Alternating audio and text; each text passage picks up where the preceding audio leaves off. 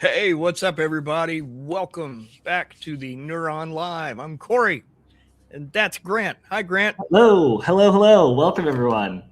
Welcome, welcome. Excellent. Yeah, we're excited about this one today. It's a subject Grant and I talk about a lot in doing the neuron is like what does it look like out in the real world? What are different industries doing with AI right now? And we always come across little items, little articles here and there, and we're doing things. But for a little while, Grant has been putting together a decent amount of research on the subject, and it's kind of been working it together into a little bit of a report. And uh, as we've continued to have these, and we were like, you know what, let's do a fun like topical live one day. This idea came together, and it's going to be a lot. We're going to move a little faster than usual. It may be a little more difficult to take questions on the fly and actually get through all of this. Uh, as it is, we have 16 industries, 8 of which we're going to do like a pretty deep dive into. That'll be several minutes. The others we're going to address, but it's going to be a little shorter punch on those. So we've pulled out some that we thought were a little extra interesting, and yeah, we're really excited. And we have want to give a quick shout out at the top of the show here to our sponsor for today's video, and that is Harvard D3 and their online learning programs. A lot to come on that here in a little bit. We're going to talk about it some more. We'll show you a little bit about it, but just a quick hello and thank you to them. But before we do anything else, we have a guest with us right now that we're really excited about. He's a good friend of the Neuron and a good friend of me and Grant just in general. We're excited to bring with us today Joe Selesky. Joe joined Recon Analytics in 2025 as an analyst and CEO of AI. He leads product development and partnerships for Recon's AI consumer and enterprise pulse service, which delivers actionable insights and data from industry expertise to survey experiences, customer preferences, and intent for AI products and services. And if you've read the Neuron very long, you'll see Recon mentioned from time to time when we're diving and trying to find the data we want. And in looking at this, we thought, we could ask Joe for data, or we could just say, Joe, come be here and bring with you the data. So, Joe, welcome to the Neuron. We're excited to have you, man. Oh, thank you, Corey and Grant. It's great to be here. It's great to bring some real detail and some insights that are actionable for folks. It's an amazing industry that we're all working in, and you really look at the rate of change. And our goal is to help the product teams have actionable insights so they can grow adoption, Yeah. Grow value, reduce the churn, and in the end, it's how are people using these tools to be more productive, to get more done, and we couldn't live without them. So it's nice Same. that we use them on a daily basis, and being in an industry where insights are important, and helping people turn millions into billions. So no, great to be here, and I'm a fan of the Huron. I don't go a day without looking for your signal in the noise. So it's really, And that's how we met. yeah, it is great to be here. Oh, Very goodness. cool, very cool. Well, for anyone who is an OG reader of the Neuron, like Joe, you probably are familiar with the original co-founders, Pete and Noah. Well, Noah is going to be joining us today. I just heard from him. He's going to be joining in around 12:30 Eastern, so 30 minutes from now. So we'll be really excited to catch up with Noah when he joins, and we're going to try and blow his mind because he did pretty well for himself. He sold the newsletter to our parent company, Technology Advice, and he's been finding himself for the couple months since then. And so he's been out of the AI game. So we're going to try and blow his mind with all of the craziness going on. So, Absolutely. And we'll make sure to take a couple minutes and kind of let him share the Neuron's origin story as well. Thought that might be fun. Yeah. And yeah. But that's it. All right. Grant, do you want to kind of lead us through this maze today a little bit? Yeah, for sure, for sure. So there's one other caveat we'll give, which is, so we have created a massive research document that is probably more than any one chatbot could manage on its own, in a web browser. So Corey's actually pulled up the new ChatGPT 5.2 Codex on his computer, and we're going to have Codex help us answer questions in the chat and parse through our massive research document as we go.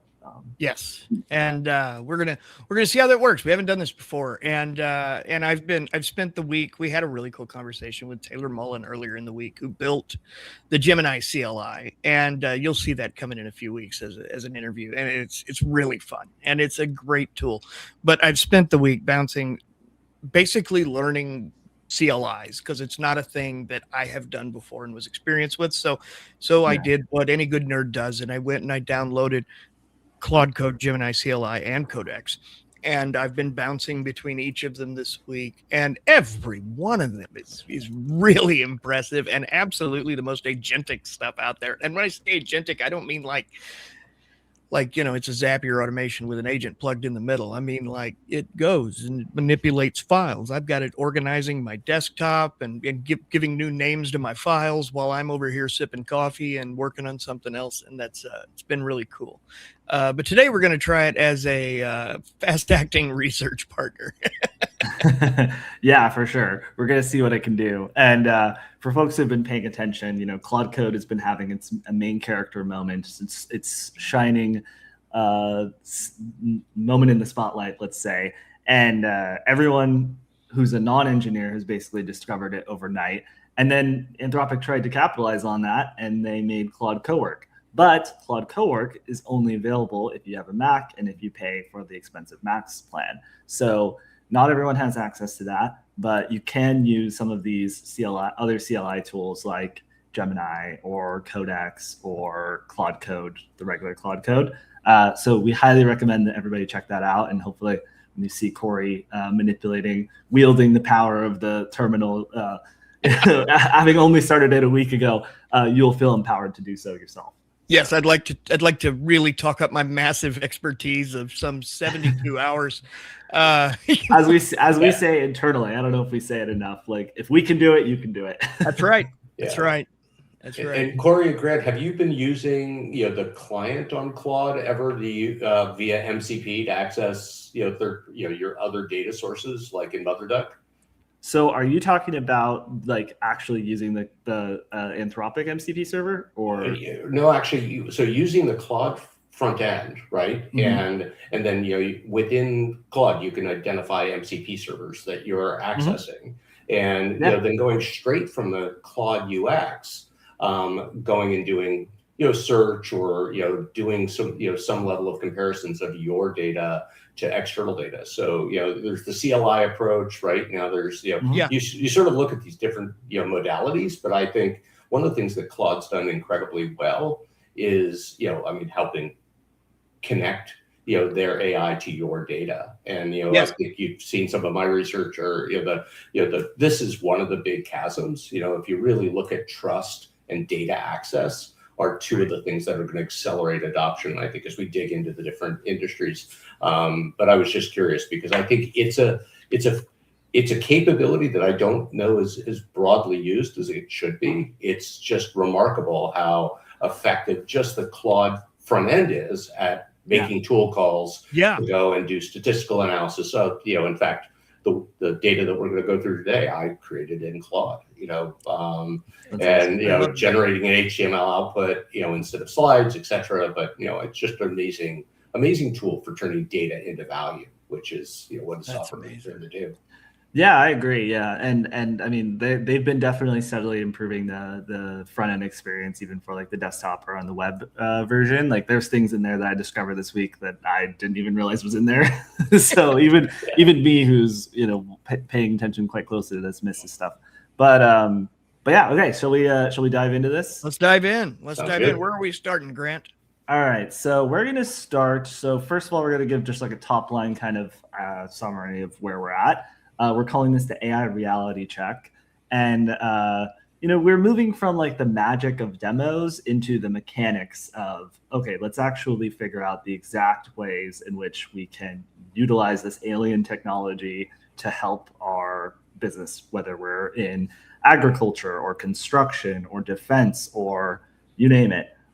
We've got 16 industries we're going to try and go through, so we'll name them all. But let's start with construction, because construction's kind of a fun one, and it's a little bit like, we rarely talk about this in the Neuron.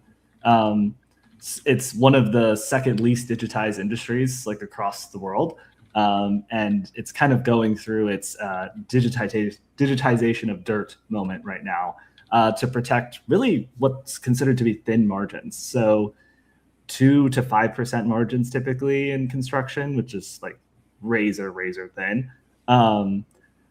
And I wanted to highlight a couple of interesting facts here. So using AI for estimation takeoffs has actually reduced time by 76%, according to a University of Kansas study, which is quite interesting.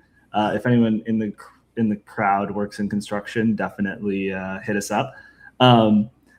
Then we saw another example where 3 months were saved on an HS2 tunnel project, where generative scheduling, which is an interesting concept, found a sequence that added 3 months of float, which is a buffer, to the timeline. And we even have layout robots, which is really cool. I'm going to see if we can pull up a demo of that, that can get to 1/16th inch of accuracy. So these are autonomous robots that can now print floor plans on concrete, with slabs with one out of 16th inch precision. Pretty wild. Well, when you're basic, talking about construction, I and the tunnel project where they were talking about all of that, when you think of the idea of juggling subcontractors and trying to schedule those people and having realistic time estimates of what things are going to take, and the ability to reach out and be like, we're going to need you 5 days early, or listen, you're going to have an extra week before we're ready for you, and the ability to really optimize that and make it all move fast, that's a big impact. I mean, it's a lot when you're juggling a project like a tunnel, I'm sure. Because, I mean, I think of, we used to do roofing years ago when I was young. My dad had a sheet metal construction business. And when you're looking at stuff like that, it's a balancing act. You need an orchestrator. You need an agent. Well, it's amazing, Grant, because I don't think many people would appreciate that that construction is the 6th highest in daily active use. Really? Wow. Yeah. So science and biotech, when we can show the other data, but it's fascinating when you look at that. 33.5%, almost 34% of people in construction use AI daily. Do we know, Joe, what type of tools that they use?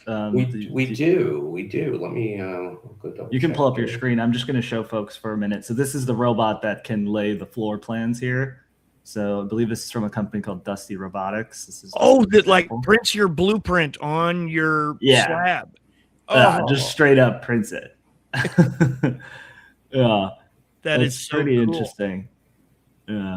Yeah. So construction is about 35% using ChatGPT, about 20% using Gemini, about 4.3% on Copilot, just under 5% using Apple AI. It's interesting. Meta is there at 4%, and about 0.7% using Claude. So so just interesting there, and I think when you really look at that overview of the industry. So this is AI adoption across the industry, and remarkable when you look at the adoption in science and biotech and finance. But when you look at this daily active use, there is construction. Wow. So pretty remarkable, and it comes back to exactly what you were saying, Corey, or Grant. There's the margins are limited, and the cost of waste is so high, whether it's wasted human capital or wasted materials. So how do you conserve time, conserve materials? They always say cut, measure twice, cut once. Right. So I think AI is really helping. Say that. Yeah. It's a fact too. Yeah. No, it's definitely a good. And I'm just looking at from a churn perspective. So you could see planning to cancel versus keeping their subscription. So they're the middle of the pack. And some of this is people starting with certain tools and then changing tools. Let's talk about that actually, because I noticed that there were some specialty tools that came up a lot in my research for construction. Specifically, there's a tool called OpenSpace. I don't know if anyone's familiar with this, but it's kind of interesting. I guess it's basically gives you a 360-degree video job site capture and mapping. I can go ahead and pull my screen up real quick and show this one. So let's share this tab. So this is kind of cool. Let's watch this video here. Let's get through the. So here she is. She's working on her computer, and this is a fully 3D, 360-degree view render that she can do. So she can like look at it. Looks like and right look here. At how it was like a week ago, and like progress track as well. Right. Yeah, which that was another thing that came up a lot, right? Was the ability to be able to actually like save a lot of time, because construction, I feel like going over on your timelines is incredibly painful and happens quite often. So it is, and they're generally operating on really tight margins. For example, you're in an industry that has it's a lot of variables when you start dealing with so many subcontractors. Everything is happening in estimates, so there's a certain amount of guesswork, but you have to guess tight, because otherwise you don't get the job. So, for a house to be built on, a 2 to 5% margin or something at the end is pretty rare, is pretty common. And anything you can do that cuts schedule slippage and rework, for example, down. Yeah. Do you guys know? So do you see this? So he has a camera on his helmet. So basically what happens is they strap a 360-degree camera to their hard hat, and then they walk the site, and then the AI technology, which is called SLAM, automatically maps the video to the floor plan. Amazing. Yeah, so it creates an indisputable record of progress, and then you can click on any room and map and see where it is today versus where it was last week, like Corey was saying. This is pretty cool. That's really cool. Yeah. I like this because it's combining technologies. Like a lot of times, like we're in the weeds and we're talking about just like what the latest and greatest LLM can do, but this is like taking multiple different tools and technologies that are pretty new and putting them together. I don't know if you guys are familiar with, I'm going to pronounce it incorrectly, but Gaussian splatting. Yeah, that's become really popular lately. I've been seeing a lot of Gaussian splatting demos because it's become really easy to do that. So that's another tool where you're basically like recreating a room completely 360.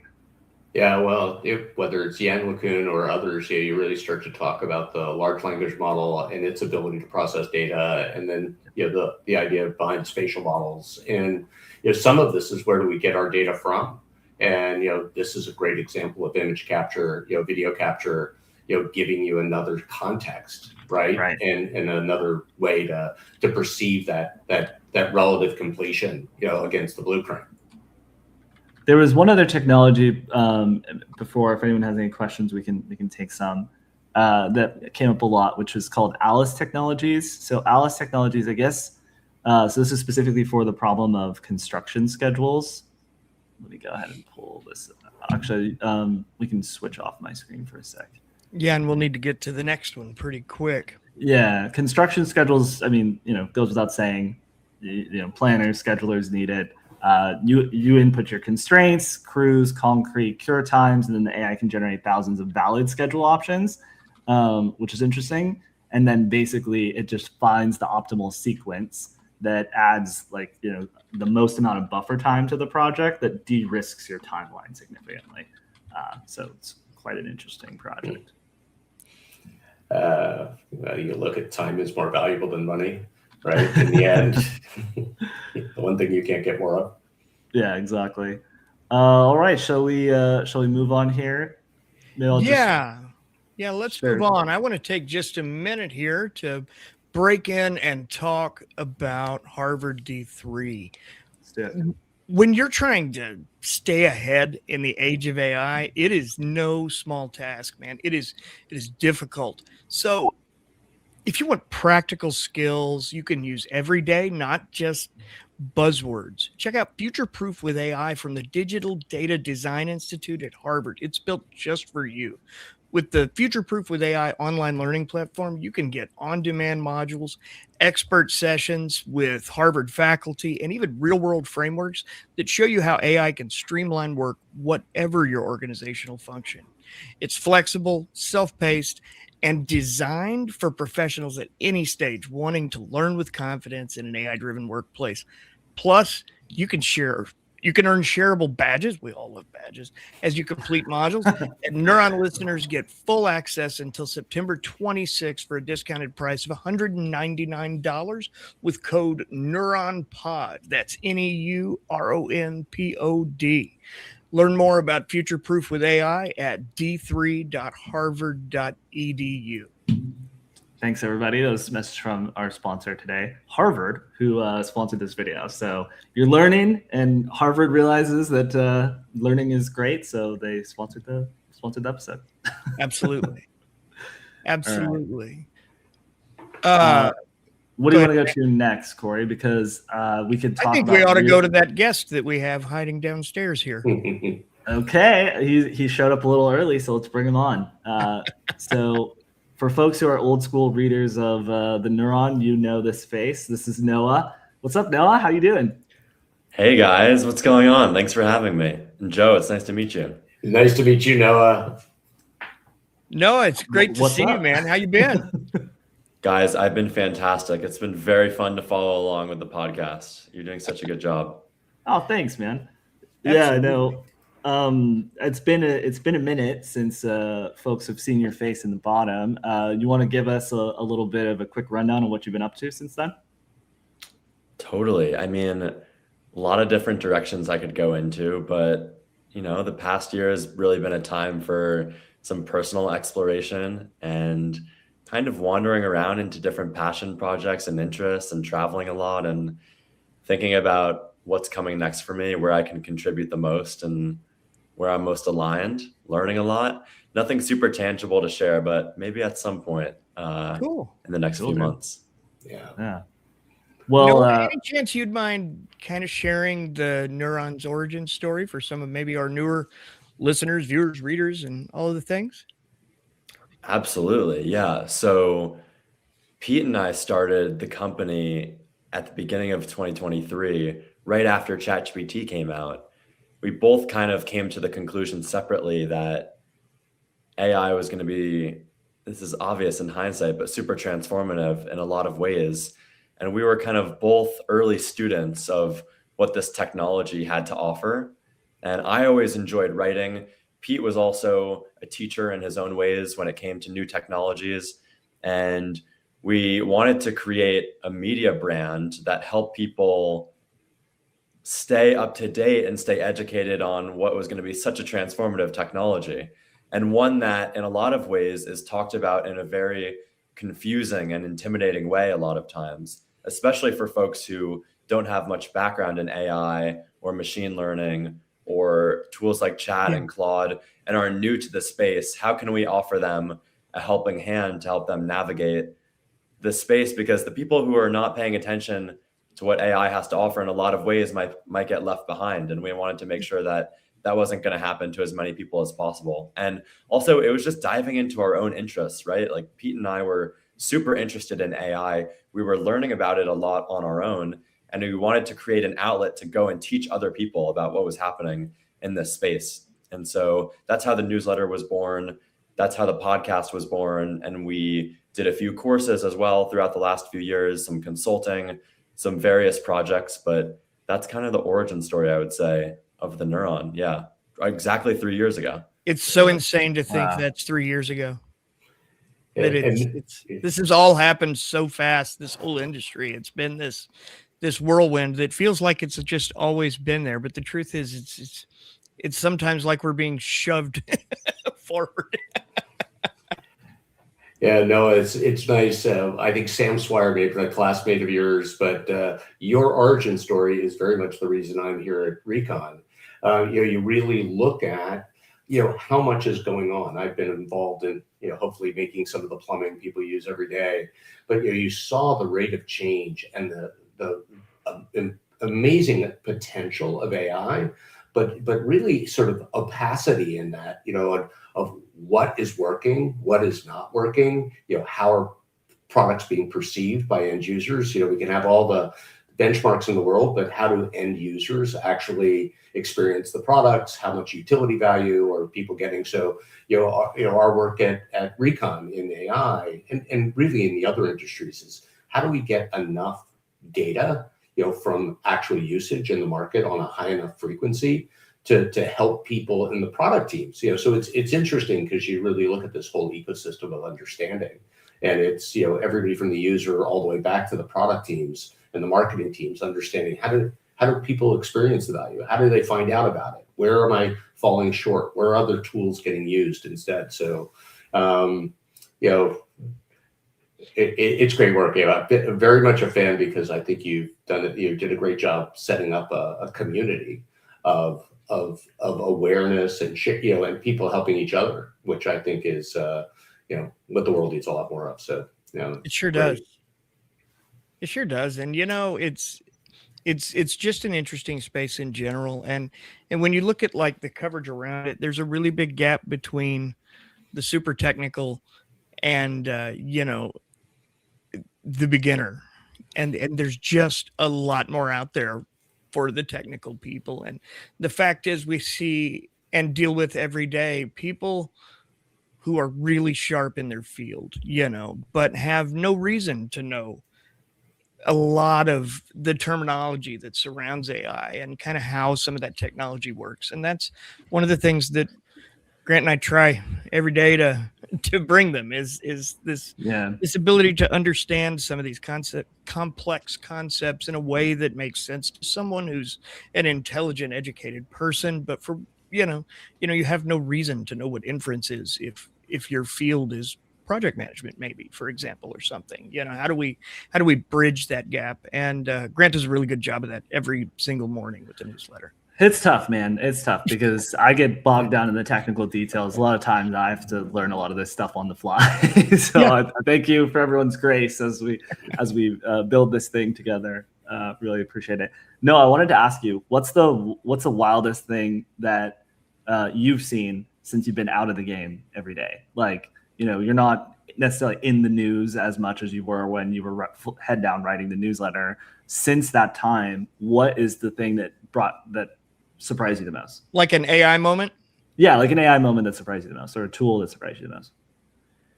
Yeah, that's a great question. I think a lot of my realizations over the past year, having kind of zoomed out and being less in the weeds of the latest and greatest tools and models. And so I'm going to kind of dodge the question because that's fine. I don't think I've kind of I haven't been on the cutting edge of like, what are the greatest, newest tools and capabilities? But I think zooming out over the past 12 months has given me more space to think about how can I apply AI to more random situations in my life versus just exploring like what is the leading edge of what AI is capable of. And so there's a lot more random moments in my day-to-day life where I'm discovering AI's use cases versus thinking about it through like what is it best at, or what is it most capable of at this given moment.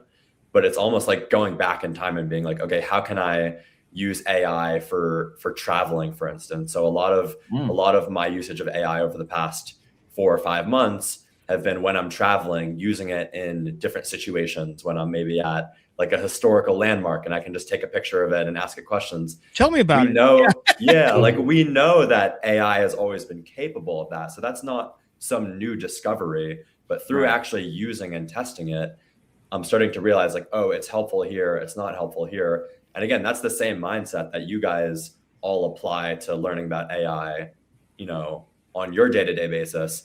And it's kind of what my mindset was as well when I was writing in the early days, which is just testing it in a variety of situations and seeing where it's most helpful. Because I think like when we learn how to do those things, that's when like we can be most helpful to just like the average Joe user of AI. So I answered that question with a non-answer. So that's okay. No, that was great. I think that is a good answer because, there's a lot of opportunity on the table that I think people don't understand. Like, Grant and I have talked about this a number of times. When you talk about travel, I let AI planned my wife and I's trip through California. I mean, it picked our hotels, it told us where to eat, it told us where to stay, what beach we absolutely had to hit if we're going to be near Big Sur, that kind of stuff. And it was just fantastic. But I mean, I also use it for things like, the other day I'm like, oh no, I've got more potatoes. How long do I cook the baked potatoes?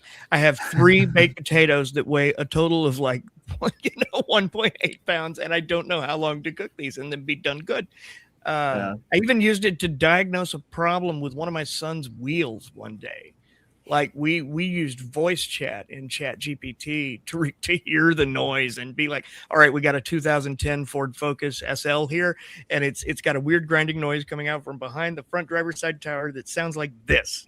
Dude, I did the exact same thing when I was on a road trip across the country. We had this horrible grinding sound when we were pumping the brakes, and so I had to talk to it. It was a rental car, so I had to talk to AI about it for a good 5 minutes before I was like, okay, I think it's okay. It's also something that apparently happens with this model of car quite often, but it helps your anxiety, I think. It does. Yeah. I repaired a garage door once with it too. Yeah.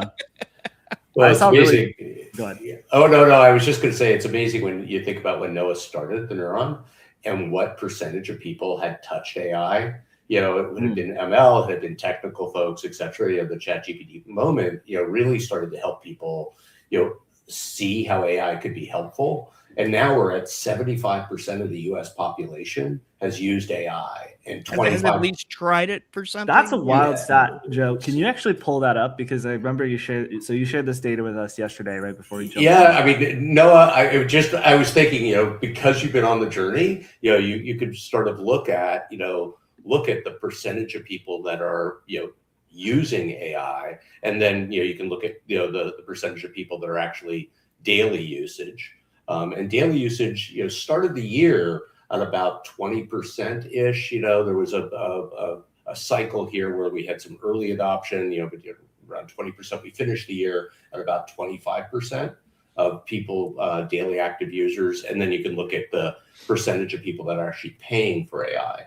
And, I think, some of this chasm, you've seen this incredible investment, when we look at 8 model releases, nearly $1 trillion of investment, into the infrastructure. But, a lot of people have talked about bubble. I smiled. This is far from a bubble. There will be the thing pioneer peril. The question, like Yahoo, most people don't remember Alta what Sun platform. Microsystems. Yeah. I mean, and a lot of companies go on in different contexts, right? They become part of another company. Right. But I think the adoption, and you look at the paid subscription trends by industry, we're seeing a chasm that needs to get crossed. And I don't want to over repeat it, but trust and data. So great, Noah, as you're sort of talking about your use cases, but how much of your personal data is known to Claude or OpenAI? How are we ragging our data into to provide context for where Corey wants to go on his trip, and what are the things he likes to do most. So how do we give AI context that's personal? And I think this industry's greatest barrier has been trust.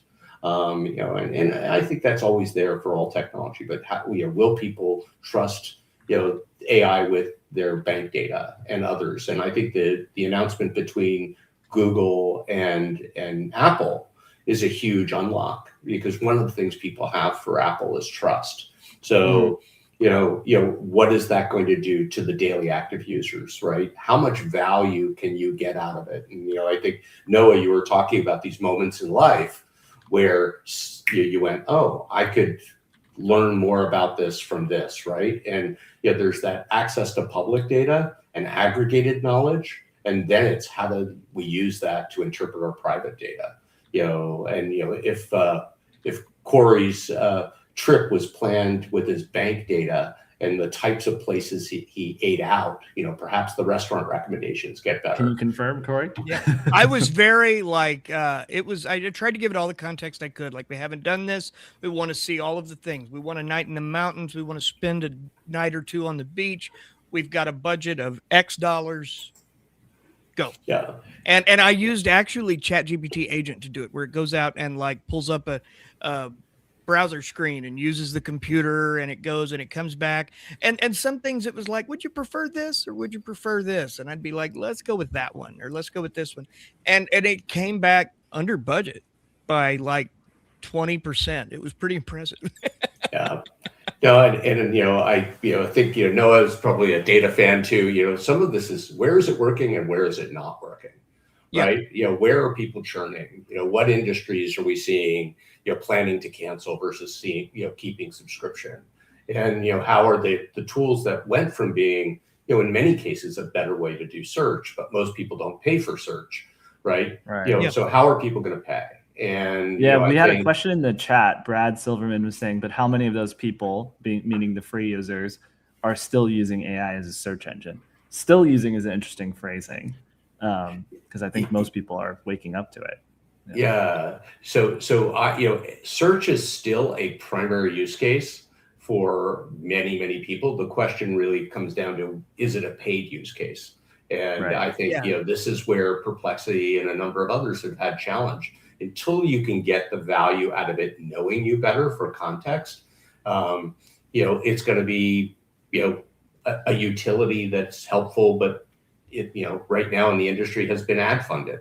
If you look at search, right? And I would argue nearly everyone is underutilizing what it could be for them. In terms of whether that is things in your day to day, whether that is things at work. I really love, like, I have a work AI account and a personal. Well, I have actually a kind of a good number of those, but like my two core, like this is my daily driver that I'm chatting through. I still use ChatGPT for that most of the time, but my work account and my personal account, I was just telling Grant like yesterday, I'm so glad that those are separate, because my work account is very different.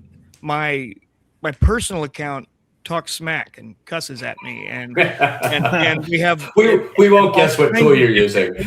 Yeah. But my work account is very professional. It knows what I do, it knows what I know, it knows what I don't know in a lot of cases, and where I'm going to need that help. And I have found it really, really handy to have both of those angles. Grant, just curious, what's our next industry we're going to tackle here? Well, we saw somebody ask about energy. We do have that on the agenda. We do have energy on the list. We do have also, we had a good commercial real estate question. Perhaps that'd be a good time. Maybe we'll circle back to that at the end, and then Corey, you can pull up the command line interface. We can show that off. That sounds good. That sounds good. Joe, let's talk about defense and military, if you have any data on that. And while you're pulling that up, I wanted to just really quickly ask Noah, the 75% adoption, did that surprise you hearing that? Like, because that felt high to me, honestly. That adoption is people who have tried the tool in the last 12 months, or what is the specific description of that? Yeah, Joe, can you? You're going back over here. Yeah, the 75% adoption. 75% adoption is people that are using AI, but they're not using it daily, right? So this is lower frequency, monthly, weekly types of use. But these are people that are continuing to use AI. That 25% daily use, 14% overall subscribed, paid subscription, and we've got data on company paid versus not company paid, some of the other, ways that you look at why are people using it so, again, you start to look at company supported platforms by industry, and, how much of that is getting preference, and how much of that is, right now, I think it's 42% of knowledge workers use AI daily. But the percentage of organizations that are actually paying for those subscriptions is less than 50%. So there's a lot of people BYO AI. Bring your own tool. Yeah. And probably a lot of times that the employers don't even know that they're bringing their own AI. There are still employers firing people for it too. I remember. I don't have high hopes for those companies. When I was a freelance contractor, you almost didn't want to say that you were using it, because then they would almost want to pay you less. because they're like, Yes. oh, you're just using AI. Like, even though I was still doing a lot of all the hours of work, I was just using it to help me with research and stuff. Yeah. So yeah, a lot of times people don't want to say it because then it's like, oh, well, what do I need you for if the AI is doing it? Yeah. And coming back to this, I did have energy for you. I didn't pull defense. I apologize. Oh, that's okay. Let's talk about energy then, because I can share some defense use cases later. But energy is amazing. 77%, 32% daily users, right? Wow. 14% paid subscription. And if you look at top use cases, writing and editing is there for so many. Data analysis is high, research is high, software coding, as you might imagine, index is pretty high, and then automation. So, very, very interesting. We also even measure work versus personal use. And, this one's a little lower. You tend to see a lot of people at 60 to 80% work use. So this is an interesting balanced user in energy. Maybe because they're more energy conscious. Yeah. They're a little bit more like, hey, I don't want to be running up my bill. Yeah. And, I just am always interested too on, as we look at this one, where do they show up in drop off? And it doesn't look like they're on this list here. But so fascinating as we dig in, and I can always pull up in another window and dig into a little more detail. But I think as you look at the overview of adoption trends, where does energy fit in terms of total usage, in the industry, and then in terms of daily active use. But it's middle of the pack. So still great usage on a daily basis, in terms of percentage of users. So still in its adoption cycle, and fitting in, coming back to the examples we've all been using. Where has Noah discovered in his life? Where are people finding in their work journey? So construction, definitely, it's coming into planning. It's coming into other different areas of the team. Which roles we could drill into, which roles in that industry are most actively using AI. So let me put some external context on this. So one of the things that we found in our research is that utilities obviously are very stressed by AI. It's become a huge topic, especially over the last year with the current administration prioritizing building as much energy as possible, specific kinds of energy, but we won't get into that. Utilities are countering this stress by investing into over $100 million into AI startups to automate load forecasting and wildfire detection with industrial scale predictive maintenance, now monitoring thousands of assets in real time to prevent methane leaks and blackouts. So that's probably not your ChatGPT use case. That's definitely more of a deep ML type of product, but really fascinating all the different ways that they're applying it. So, for example, we looked at Shell, who monitors over 10,000 pieces of equipment with predictive AI to prevent methane flares and outages, which is very important, working with oil. Predictive maintenance. Yeah. The ability to kind of know, okay, there's been a heavy load on this area for a long time. We're going to need to get in there and swap this before we maybe start having outages. It makes me think of areas like California and Texas that deal with blackouts all the time. Oh yeah, where you're always having energy issues. Poor San Francisco, man, got beat up over the last month when it comes to blackouts over on the west side, wasn't it, Joe? Yeah, and all the Waymos getting frozen in place. Down. It was a Waymo apocalypse. Energy and physical AI converge. Yeah, seriously. No, I mean, they go hand in hand, right? Like we talk about the limits of compute. A lot of times that's power. That's not chips, right? I'm sure NVIDIA would print more chips if they could power them all. We've heard this with Microsoft having data centers full of chips that are just waiting to be plugged into the grid, right? Like, so that's definitely an issue. Yeah, there are definitely the data center demand is there. I mean, and the truth is data centers are in a situation where you go areas, you'll see them building out solar fields and windmills and all of the things. And it's not even so much about them trying to be sustainable as trying to find ways to get energy that they can't get otherwise. Yeah, it's everything. It's an everything. It's all of plus. those. Yeah, all of the above option. Yeah. Also, another interesting thing is that now we basically have a prosumer problem in energy, which is basically consumers of energy are now also producers. For example, if you have solar panels on your house or local wind. I don't know if people do that, but but you could in theory do it.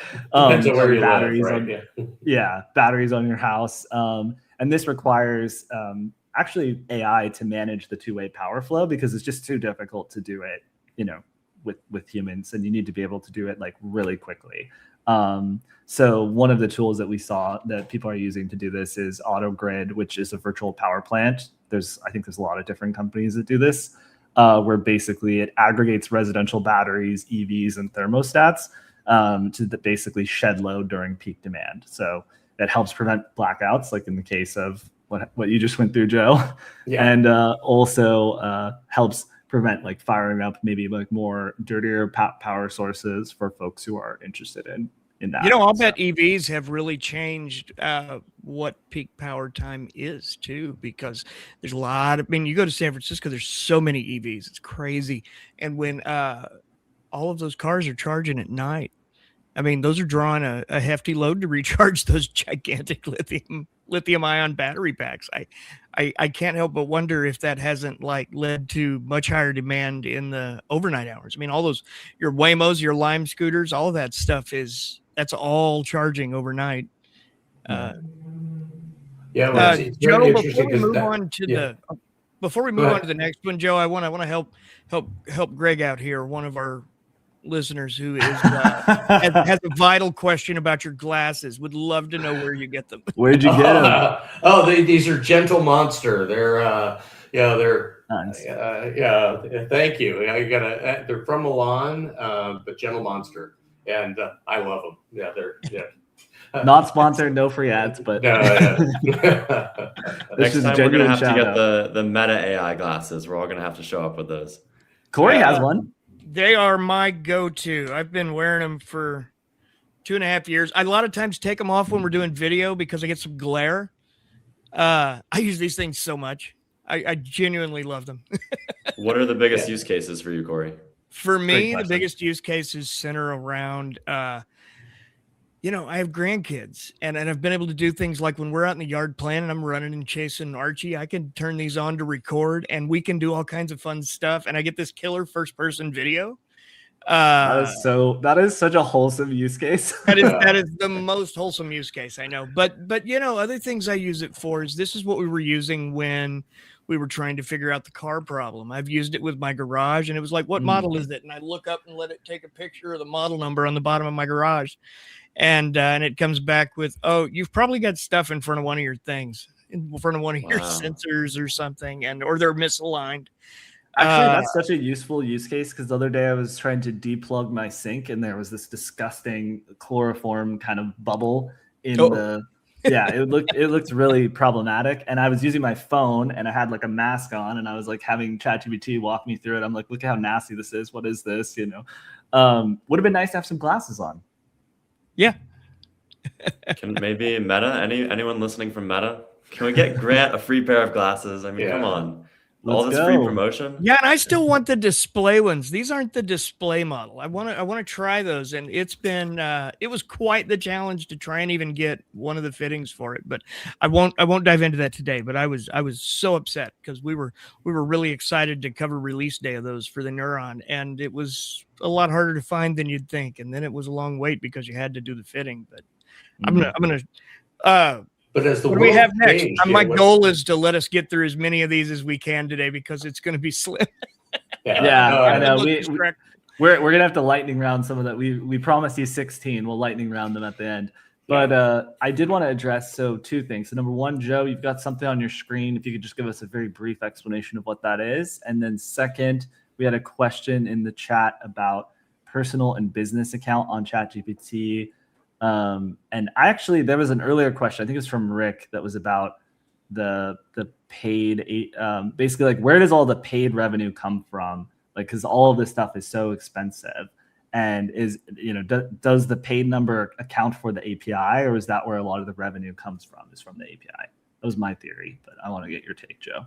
Yeah, I mean, there hasn't been a lot of transparency on, revenue balance yet. I definitely, it's a great place that I'll research and bring to another, to a neuron, so we can get that in, For sure. A lot of the current revenue for AI adoption, is moved into, Anthropic is definitely getting it on company paid, subscription. So I think there has been a balance between API and paid subscription for end user, right? So, and loads have been distributed, right?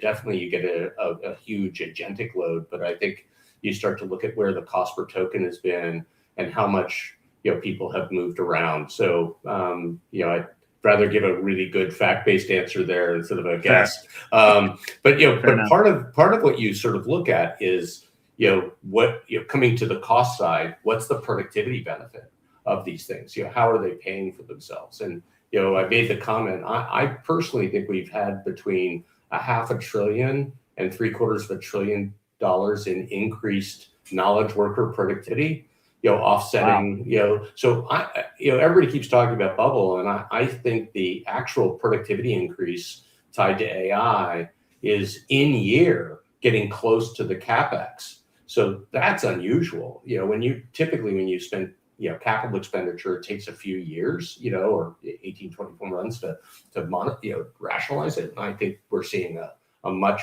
better performance. I just think a lot of times it's been measured not at the worker level. People are looking at IT and other leadership, measuring it, and you're just not getting enough granular detail. So people tend to, get it discounted back. But this is just hours saved per week by industry from AI, right? And these are people's Who's opinions. saving the most? Can you tell us who's in the green zone? So telecom is at the top. Is this not big enough? And then science and biotech right below it. Media. And, this is, I think you're starting to continue to see it used in the creative pursuit and communication world. Construction comes next, then finance. So the top 5 are not what I think everybody would think of. Most people would say professional services. And, or coding. You'd think lawyers, you would think stuff like that, but Yeah. So, and again, it's very interesting. Are we saving time in software, or are we increasing output? Right. So those are different things, and that's a good call out. I think about that in media, because we can basically write any article in a matter of seconds, potentially. So, that doesn't, but just because you write an AI slop article doesn't mean that it actually increases value, right? Correct. It doesn't make it good at that speed. But if you can generate and then spend 45 minutes or an hour editing and have something that is, you're looking at hours and hours saved even that way, and still at similar or better quality in the end. And it's, I think that's a good thing. The other thing that I think is worth mentioning is it takes time to upskill people. It doesn't happen overnight. And, Grant and I have been a part of doing that hands-on ourselves, even at our parent company. And one of the things you learn is that, the only way they get better is hours in the tool. The fact of the matter is you can give them what they need to understand how to use it, but hours in the tool are where they get better. The more you use it, the better you get, the more you understand things, I think. And it takes all of the things, and it doesn't, you're going to put money in for a while before you see money. Just like with any investment. The fact of the matter is, you spend before you make, and sometimes there's a gap in there. And I think we're starting to see larger amounts of people get better. Companies start to understand what their strategy even is going to be. Like, it's taken a while it's hard to make a strategy when you're dealing with tools that exist today, and 3 days from now, those tools are defunct. You've got to be targeting, building for 6 months from now. What's going to be true at the end of June, and you need to be working toward that instead of working on what's true today, because by the time you're done, it's irrelevant. Yeah. Who's in the bottom on that list? I gotta ask. So insurance. an industry I know personally, and I think you look at the number of hours saved per week. Fascinating. Customer service is not seeing the AI adoption. I mean, you've had agentic, but you're not seeing the customer service workers. But interesting public sector and insurance down at the bottom, and you look at insurance is about 30% writing, just about 17% data analysis, about 6% coding, about 18% research, 50% in web search.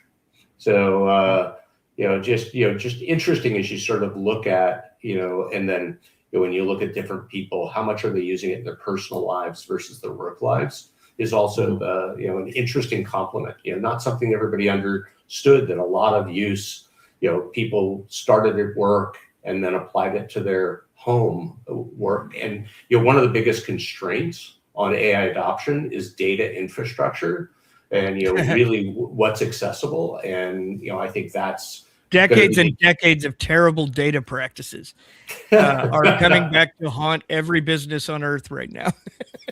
Also, probably insurance, like it would save them a lot of time if they could just dump everything in there, but it's like people's personal data. They probably can't do that. So trust in data and insurance, like banking, you tended to have a system for every product, or every capability. So you've got a real challenge of stovepiping, and you've seen Databricks and Snowflake and people doing data lakes, and in many cases data warehouses, which have been around, I don't even want to admit how many years people have been building data warehouses, but they hadn't yielded much value because it still took to turn data into value takes software. And we hadn't really enhanced the productivity of creating software since the advent of open source. So the spreadsheet was one way people turned data into value. AI is really the major unlock in that area, right? Because you can use AI to build software, or you can use AI to go directly against the data to turn it into value. And I think now the cost justification for data warehousing and data lake housing, the advances that are needed there is now you're able to yield a return on that investment.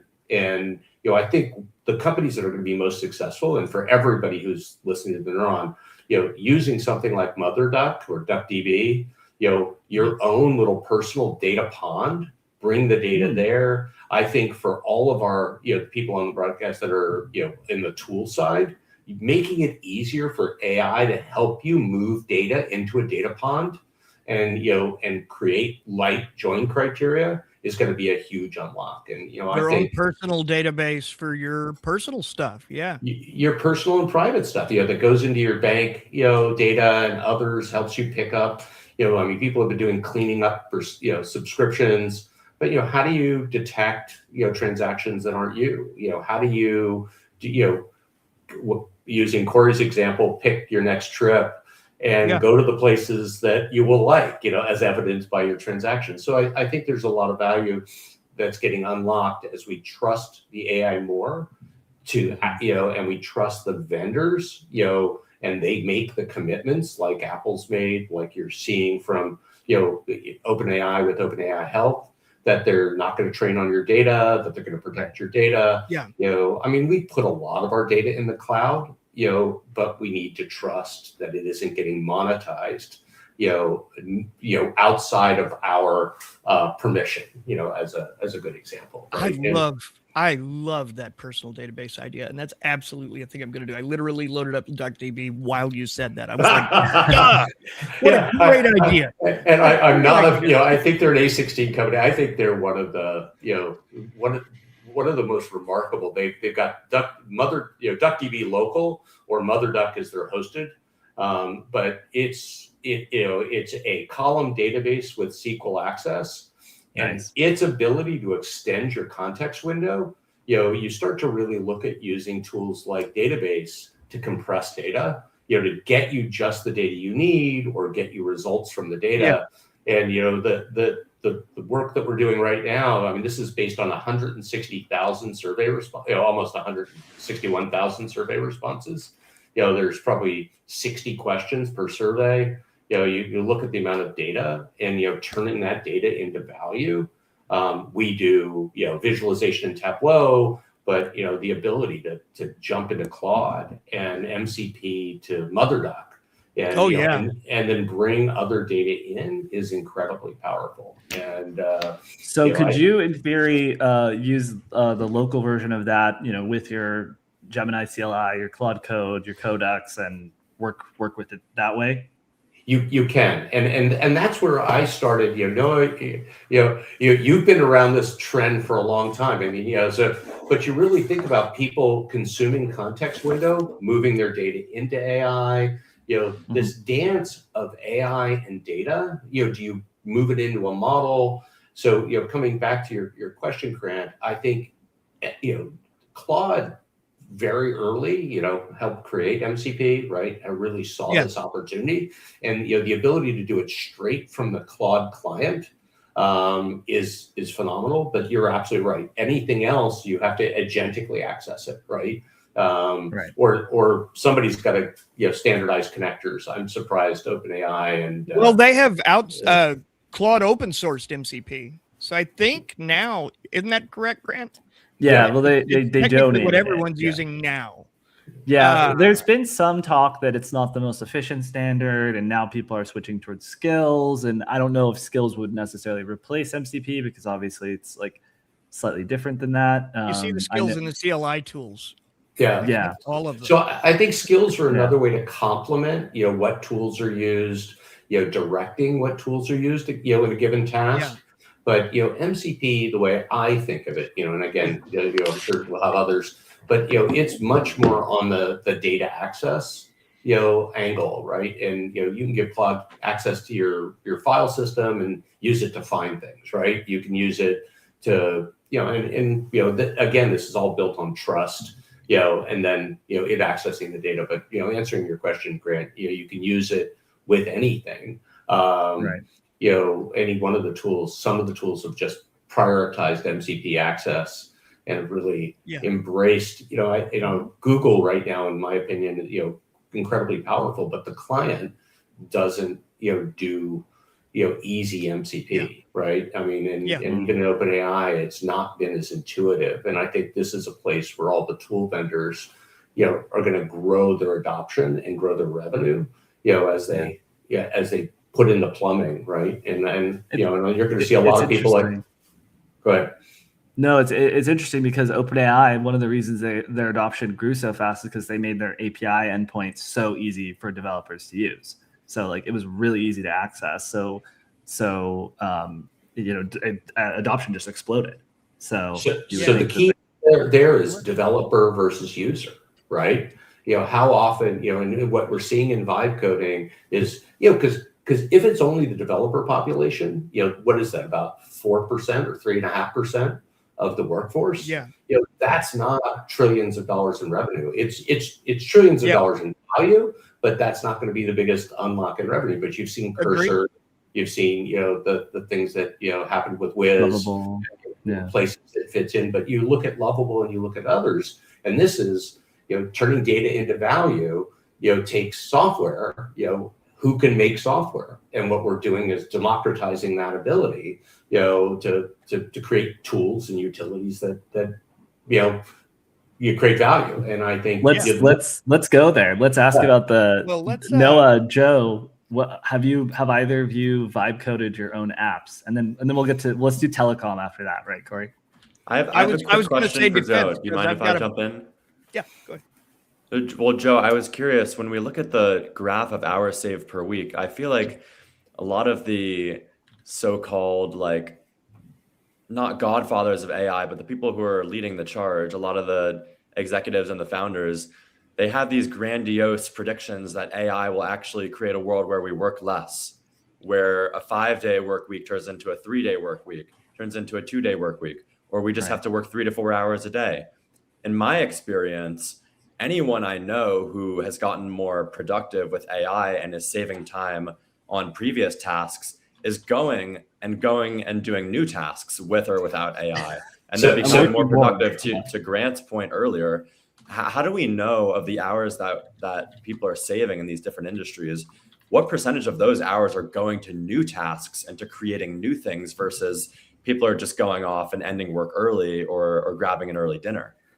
So no, a brilliant question. I mean, yeah, it's such an interesting question on a bunch of levels, because you really look at what are you being compensated for, right? What is your role in your job, right? And, what participation do you have in the value you create? I've built a bunch of startups, right? People are talking about startups being able to be built with fewer team members. But, coming back to this, I'll even draw an interesting place. The godfathers of AI have all talked about, the whole idea of agents replacing humans. I don't see it. Not in the data yet. Less than 4% of people have lost their jobs due to AI based on our research. 14% have got their jobs because of AI. So I think, and I think the industry's done an incredible disservice to itself by, fearing replacement instead of people understanding they get superpowers. Everybody getting increased capacity. So coming back to Noah's question, as you have the increased capacity, I'll laugh. The more technology we have, do we use it less? No, we use it more. No. And the ability to do more. So you're coming back to your question. I've vibe coded like crazy, right? Even this, and again, a lot of it depends on what you consider vibe coding, but this is an HTML document, right? That it just was a much better and more efficient way to serve this audience with our data than creating a bunch of PowerPoint slides, right? I was able to do it very effectively, iterate through it. Am I doing less hours per day? Coming back to Noah's, work is more fun. So, right. Yes, I'd probably, but you also balance that out with other things in life, right? And if you can get the must-dos done much more efficiently, you have more flexibility in your day, I don't think a 4-day work week is short-term. And part of that's just if you really look at the economics of this, more tends to cause people to want more. So just the arc of the spreadsheet, it didn't reduce the number of people doing accounting. It 10x the number of people doing accounting. They weren't all calling it accounting and knowledge work. So I think we give people capabilities, and our goal is to take down barriers in creating things that are needed. Right. And, there are a lot of things that weren't before. The 14% of people getting jobs because of AI, that's really shocking to me. Is that jobs that AI has created, or what's the description of that statistic? So I'm going to go dig into it even more, but right now it's tied to, workloads that are now getting created for AI. So, I mean, yes, you've seen it in data center, but you start to look at new types of knowledge work and, what types of outputs. So right now, you've got a lot of people that are helping organizations rationalize their data, right? There's a lot more economic value in that data that you have in your organization. So what are you doing to create data ponds and data lakes? What skills are people developing to use AI to, instead of ETL, right? To get data into these data sources is a good example. Does that answer your question, Noah? I'm just trying to, these are great. I mean, it's great, it really is, insights are actionable, and you start to really look at, for this audience, what are the skills? What are the tools? One thing on paid use of AI, we see people in multiple product use. And what is changing, from people's primary AI to non-primary, and some of it's coming down to, I think Notebook LLM and what's going on with Nano Banana and the ability to create visualization, which typically was very hard for people. Even explaining it to a graphic artist and being able to iterate, and for us, how much more valuable does that make your data when you can change the way people experience it and understand it, right? To take action. Yeah. I Well, agree. Grant, let's You swing got over you. and take a quick look at defense. Yeah, you got some Okay, something well, pulled up for us, right, Corey? I've got a little bit. I was bringing up some stuff when we switched over to energy earlier, and Let's do it. that I think was interesting.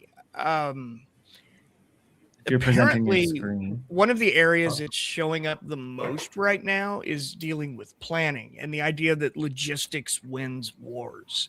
They're dealing with planning, readiness, maintenance, production, throughput, much like other industries are, but using it to really streamline some of those processes. But with that said, it looks like there are a number of things going on. Like for example, when it comes to use of Gen AI, that sounds like it's been kind of a problem in the defense space because, the military does not want soldiers going and dumping important data into ChatGPT or Claude or Gemini. Like we can't just let that stuff out. So GenAI.mil is a thing now, it appears. And I was going to see, Heard of this. which we probably can't even access now that I'm typing it into an address bar. Oh, Yeah. we can see it. We can.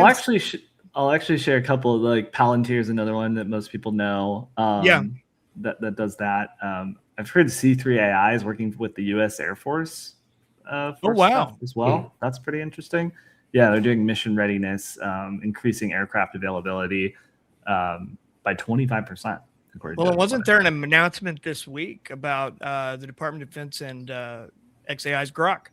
Yep, that's right. Yeah, that happened earlier this week as well. Yeah. Excellent.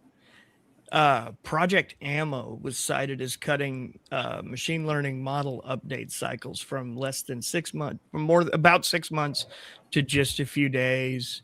Another fast fact here, drones increasingly operate in GPS denied environments, and that's being done with onboard AI, I assume.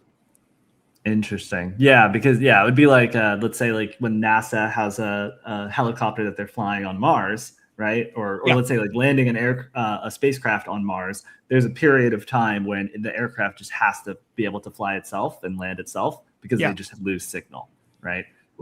So being able to do that is huge. One of the biggest companies in that space is Anduril, right? For folks who know them or don't know them. They've deployed what's called the Lattice for drone swarms in the US. They've done tests with the Navy and improving mission success by 40% in denied environments, to your point. They're also helping with border surveillance as well. So lots of stuff going on there. Yeah. That's interesting. We have another lightning round one you want to hit, Grant?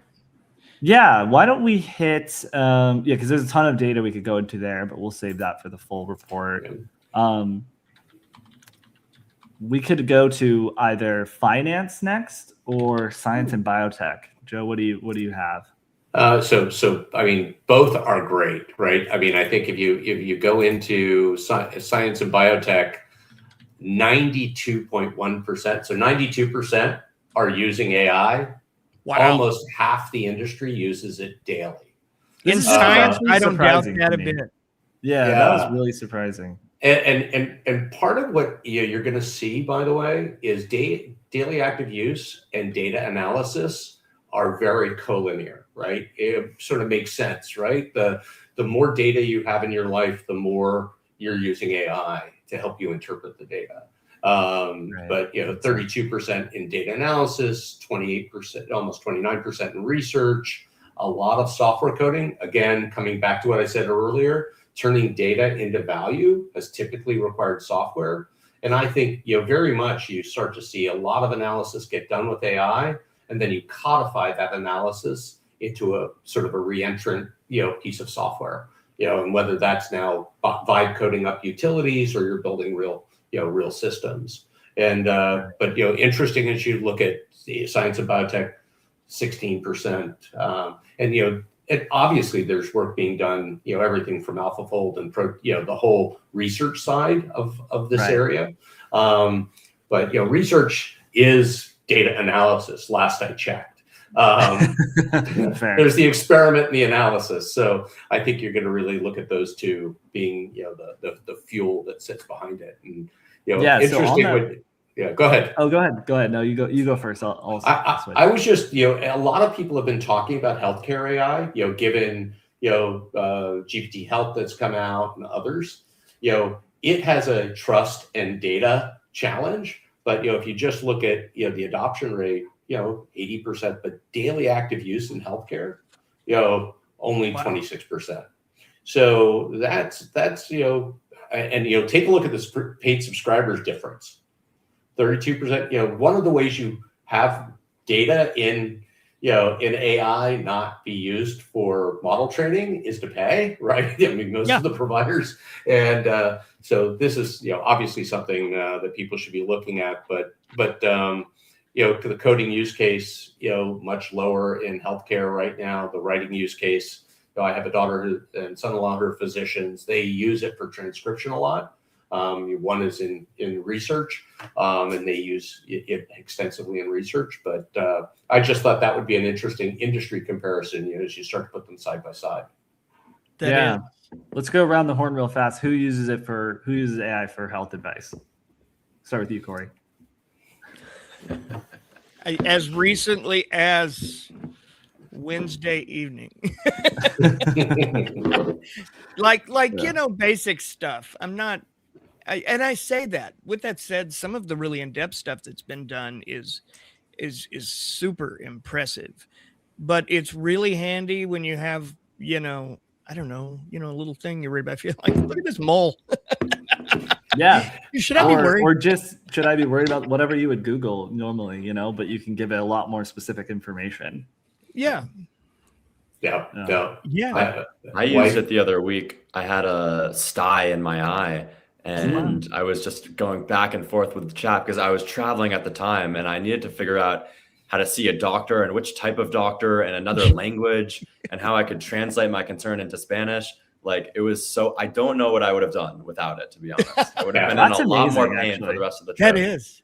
Yeah, because I have trouble finding doctors in America, let alone if I was traveling. Yeah, that's awesome. Well, and I'll give a little caution, just given that we're all using it, but almost lost my wife to an infection. So don't put off going to see a doctor. If you're running a temperature. I think knowledge is power, but at the same time, you could have an infection, and the last thing anybody wants is sepsis. So that's the hard part. I think that's the thing that they have to solve for is like, when does the model know you actually have to go to the doctor? Because a lot of times I just need to assuage my fears that I don't have to go to the doctor when I'm chatting with ChatGPT, or like how to like take care of it at home. So like the model has to get really good at knowing, no, dude, you really should be going to the doctor right now. So that's a hard thing to do. It needs to know your medical history. It needs to know the things your doctor knows. Otherwise, it's giving you sort of, we'll just say statistical advice. I mean, Noah's example, or taking something that's a skin thing or something else. But what is your history? What are the other things you've had? And so, I mean, I think we've got to blend the two. And I think OpenAI's the demand for health in AI is enormous. I think I just finishing a research note, but almost 60% of people want to use AI in health. So there's a huge opportunity there. And now the big question is going to be, who do you trust? And how do you get your health data there? And Apple Health has been great. A lot of people wearing connected devices. Is Fitbit going to come back? As I don't know if it ever really left, but what are going to be the devices that give you the telemetry data? That help it make good recommendations, go get care. And I think whether seniors or others, catching anomalous heart rate. I lost my mother to a heart attack. If she had been wearing a device, and thank you. But if she had been wearing a device that helped her understand that she had had a heart attack, she would have gone in and because most women are different than men. They don't pronounce the same way. Oh yeah, a lot more women don't they don't even know they're having a heart attack. I've heard. Yeah. So I think there's a huge opportunity and huge unlock, but we've got to make sure that the data's good and that people are getting the right recommendations. So sorry, didn't mean to distract too much there, but I think as we all look at it on a personal basis. No, I I agree. think that's huge. Though I would say when you look at what's happening in science and biotech from an industry perspective, that there's some amazing stuff right now. AI is designing molecules and robots are running wet lab tests. We've even got drug discovery happening faster. There's a company out of China, in silico that I want to say had a drug not come to market, but had a drug candidate ready for preclinical trials inside of 18 months, which is lightning fast in the world of medicine. Yeah, it's going to be great when the health, the approval process starts to meet the discovery process a little bit more effectively. And a lot of there's been health AI. JPMorgan had a big thing in San Francisco this week. But you really look at, discovery is great, but we need to, get this more efficient in approval. Right? Yeah. And, we're going to have the ability to start to deliver, drugs at, your need, for your, unique condition. But, how are we going to approve those? How are we going to? I think something we don't talk about is that perhaps AI needs an important role in the approval process, like on the regulatory side, like for it to be doing probably more thorough research than humans are going to be able to do on every single application that comes in as well. Because, the fact is, good drugs do need to get to market quickly, but we need to know they're safe as well. And I think having AI augmenting the intelligent humans on both ends of that process is equally important in order to both speed up the regulatory logjam that we have. Like, nobody wants dangerous drugs on the market. I don't want that, to be clear. No. But at the same time, it's a process that definitely slows down the release of good ones in an effort to prevent dangerous drugs. And, where's the balance there that ensures we're able to get humans new help and new advancements as fast as we can while, trying not to kill them in the process. Yeah, I saw something. I didn't 100% have the full context on this, but about Bayesian methodology for approving drugs and testing. The FDA apparently came out and said they were now finally allowing Bayesian as a tactic there. I don't want to go too deep on that because my knowledge is limited, but I was interested in that. I wanted to look more into that. Noah, I know you have to go on the half-hour mark. I want to make sure that we, get your perspective on the AI landscape before you got to jet out. I want to know: have you tried any of the command line terminals or any of the of Nano Banana or any of that stuff yet? Nano Banana, I've played around with a few times. Not too much because I don't necessarily have any specific use cases for it right now. But it's really cool and fun. Yeah, you gotta try it out and give us your thoughts. Yeah, will do. At a certain point, guys, for me, a lot of my exploration of AI over the past year has been around related to kind of some of my personal explorations in philosophy and spirituality. So that's where like I have a lot to say about where AI is capable in those areas and where it's still limited. So it would be fun to chat about that at some point. I feel like let's do a full episode. I feel like on this podcast, I'm listening, I'm learning from you guys. Like I should be asking you questions and not vice versa. Just want to put that out there. So it's I'd love to talk philosophy sometimes. It's actually what my degree is in. It was I've spent a lot of time working with models and asking really deep stuff. It's impressive in a lot of ways, but I won't get too deep in today. It's a discussion we should have sometime. I think it'd be fun. Can you give us your TLDR? Yeah, before you go, tease it for the main episode. Man, I mean, just AI for personal exploration and understanding yourself and deep within your psyche is really, really interesting. You can go in so many different directions with it and learn a lot about yourself, I think. And that's one of the ways I've been playing around with it the most, is trying to just learn deeply about my own experience and my own psychology. It's really fascinating. It is. Yeah. It's fascinating because we don't want it all to be sycophantic, but we do. Right. It's amazing how it's helping build empathy. It's treating people well, and how much of that gets echoed in the way people treat each other. So the AI's always got time to answer your questions. I mean, I think what's broken in society is this whole area of empathy and understanding, and some of that. Is AI a tool that's going to help, bring people back to civility, bring people back to looking at the other person's point of view, so I love where you're going with it. I mean, I think there's, what's broken in the world, we can fix. And I think technology does have a role in, so social media had such incredible promise, but it's done so much to divide us. It's going to be very interesting. And as I said before, I think the industry itself, and, you think about all the people in the industry, but how we help people sort of talk about how AI isn't replacing people, how AI is helping us be better informed, better in discovering. I have conversations with Gemini driving in the car that are absolutely phenomenal. And, it's great to have another human to have that conversation with, but in between the conversations with other humans, it's nice to think about yourself and think about the data more deeply. And it's amazing. I use ChatGPT's advanced voice mode a lot. That's kind of my out loud. I call it Johnny Number 5 because Short Circuit was my favorite childhood robot. But I use it daily and find it helpful for brainstorming and things like that, especially the ability to just bounce ideas off someone, very cool stuff. Very cool. That's great. Well, thank you guys. I appreciate you having me on. What do you say?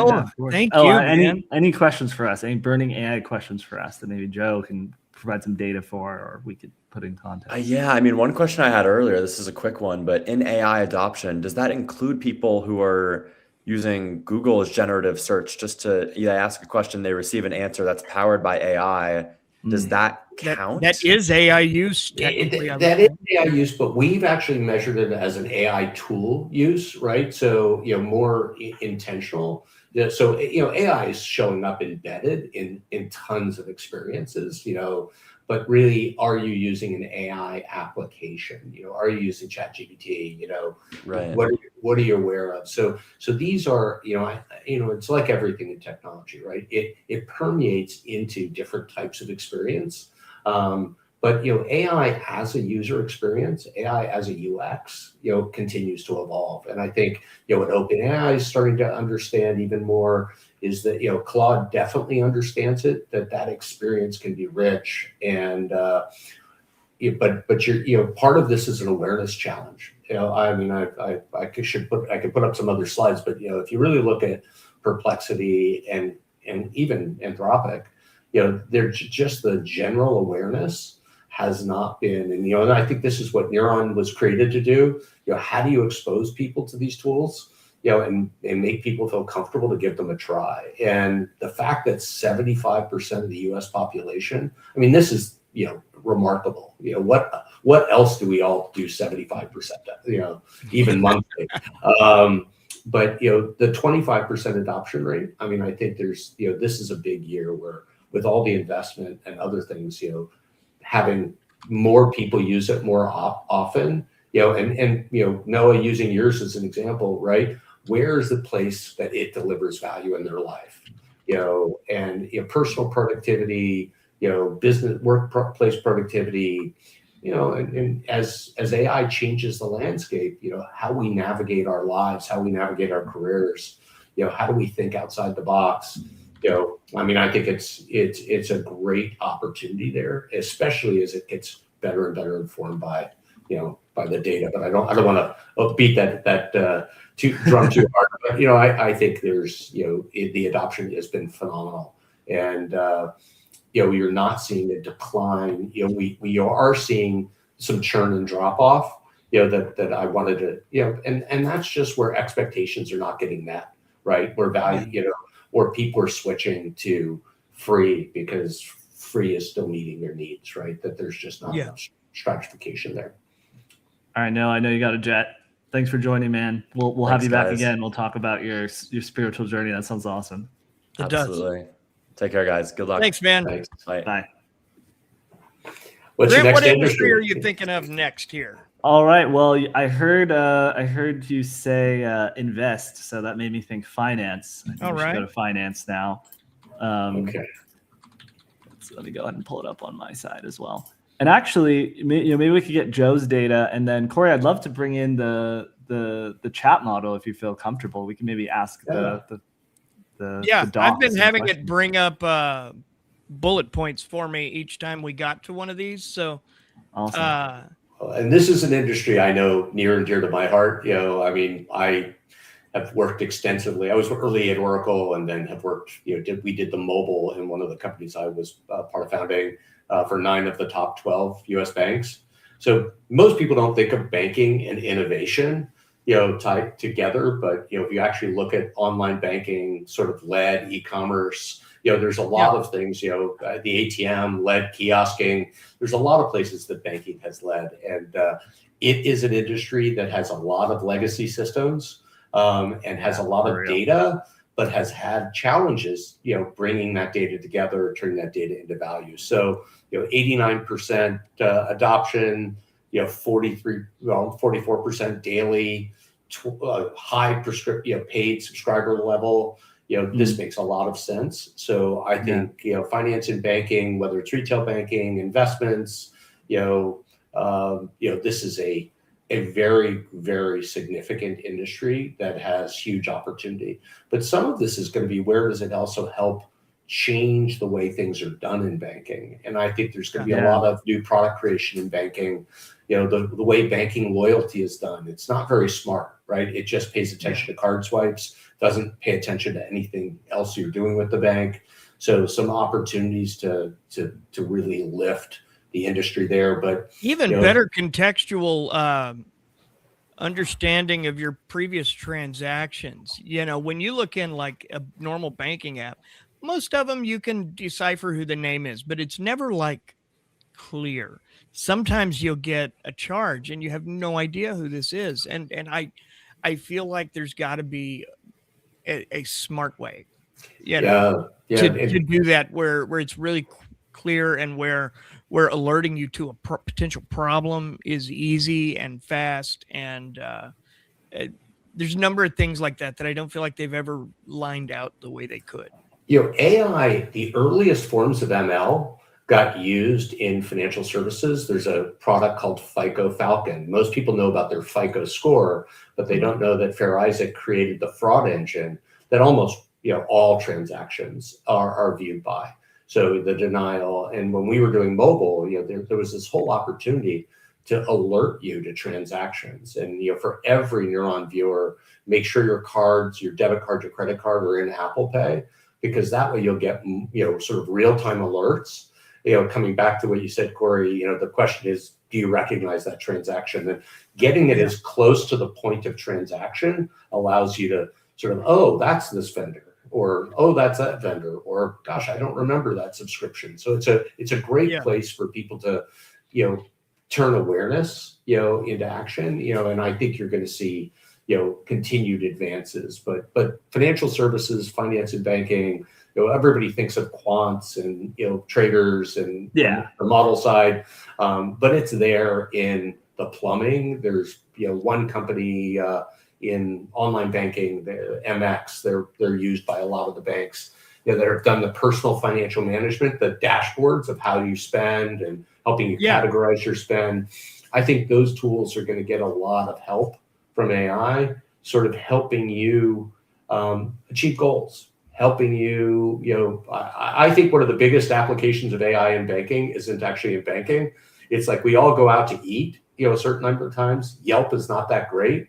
Why does the AI not know where you like to eat and where other people like you have been eating that you haven't yet discovered? And even better, give that merchant, a little bit of data so that they can give you an incentive, right? Come here, here's a free meal or something else to help you do discovery. So I think finance and banking are going to hit other elements. No one uses their bank account just to pay other banks. You're using it to buy goods and services. So, and there's been a lot of discussion in agentic commerce, and that's a whole discussion unto itself on, totally. I mean, it's, people tend to like shopping. There's utility shopping, and then there's, what I guess people call recreational. Therapy shopping, therapeutic shopping. Yeah. So, I think, shopping is going to continue to evolve the way we find products, discover products, to meet needs, coming back to, all of our own personal health use cases. But, how often do you take a picture of something and say, find me this part?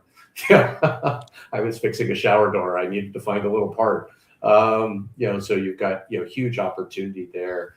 Joe, can you share what data you have in terms of what use cases they're actually using it for? Because my understanding is that while banking is quite tech forward, they're also very conservative when it comes to new adoption, rightfully so.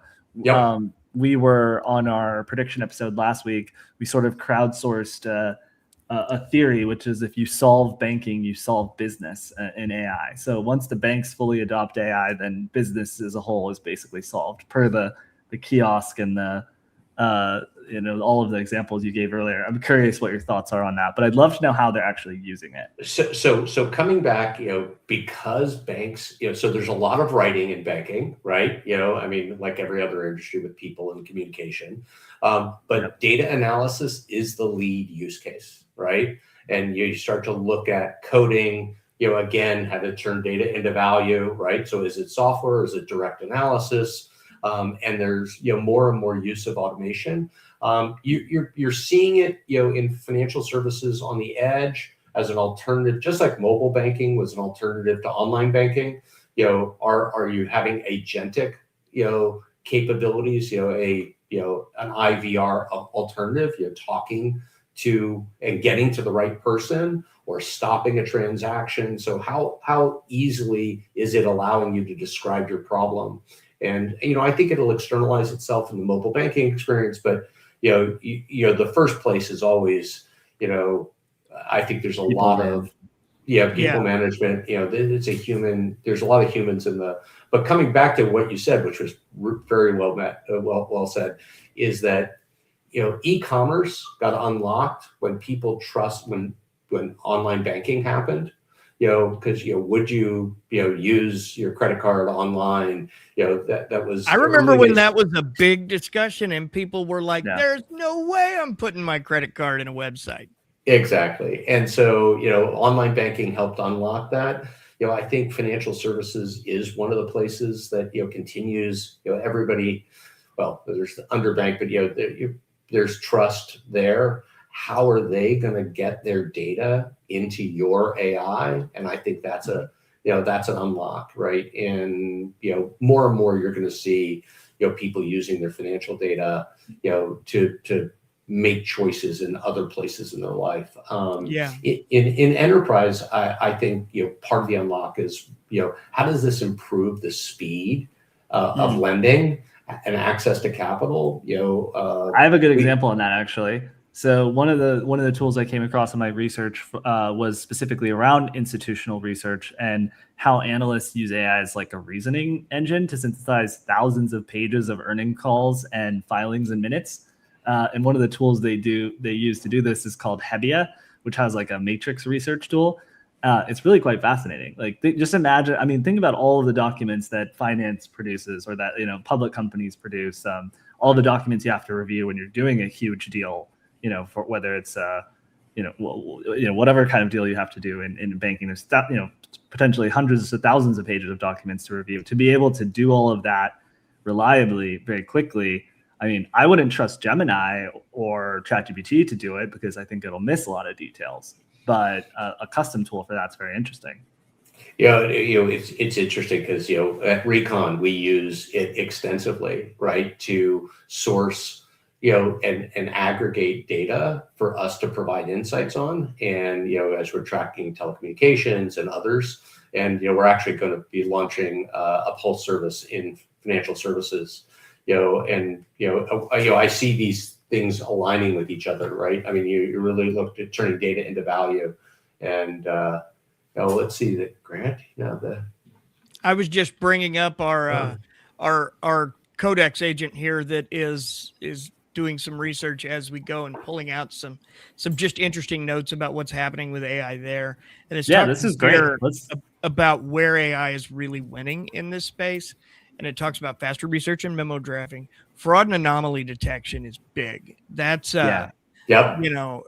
The thing where AI just absolutely destroys what we can do as humans is in pattern recognition, and it's able to detect anomalies. And I think that'll be a really big, that will probably make it more predictable for the big businesses in the finance space, but also, quicker to detect for us individuals who, depend on those places to take care of our money. Compliance flagging, internal reporting, those all make so much sense. Call center workflows. But there was another thing I saw here that I wanted to call out, and that was Morgan Stanley's Ask Research GPT. Staff can query 70,000 research reports in natural language. That's crazy.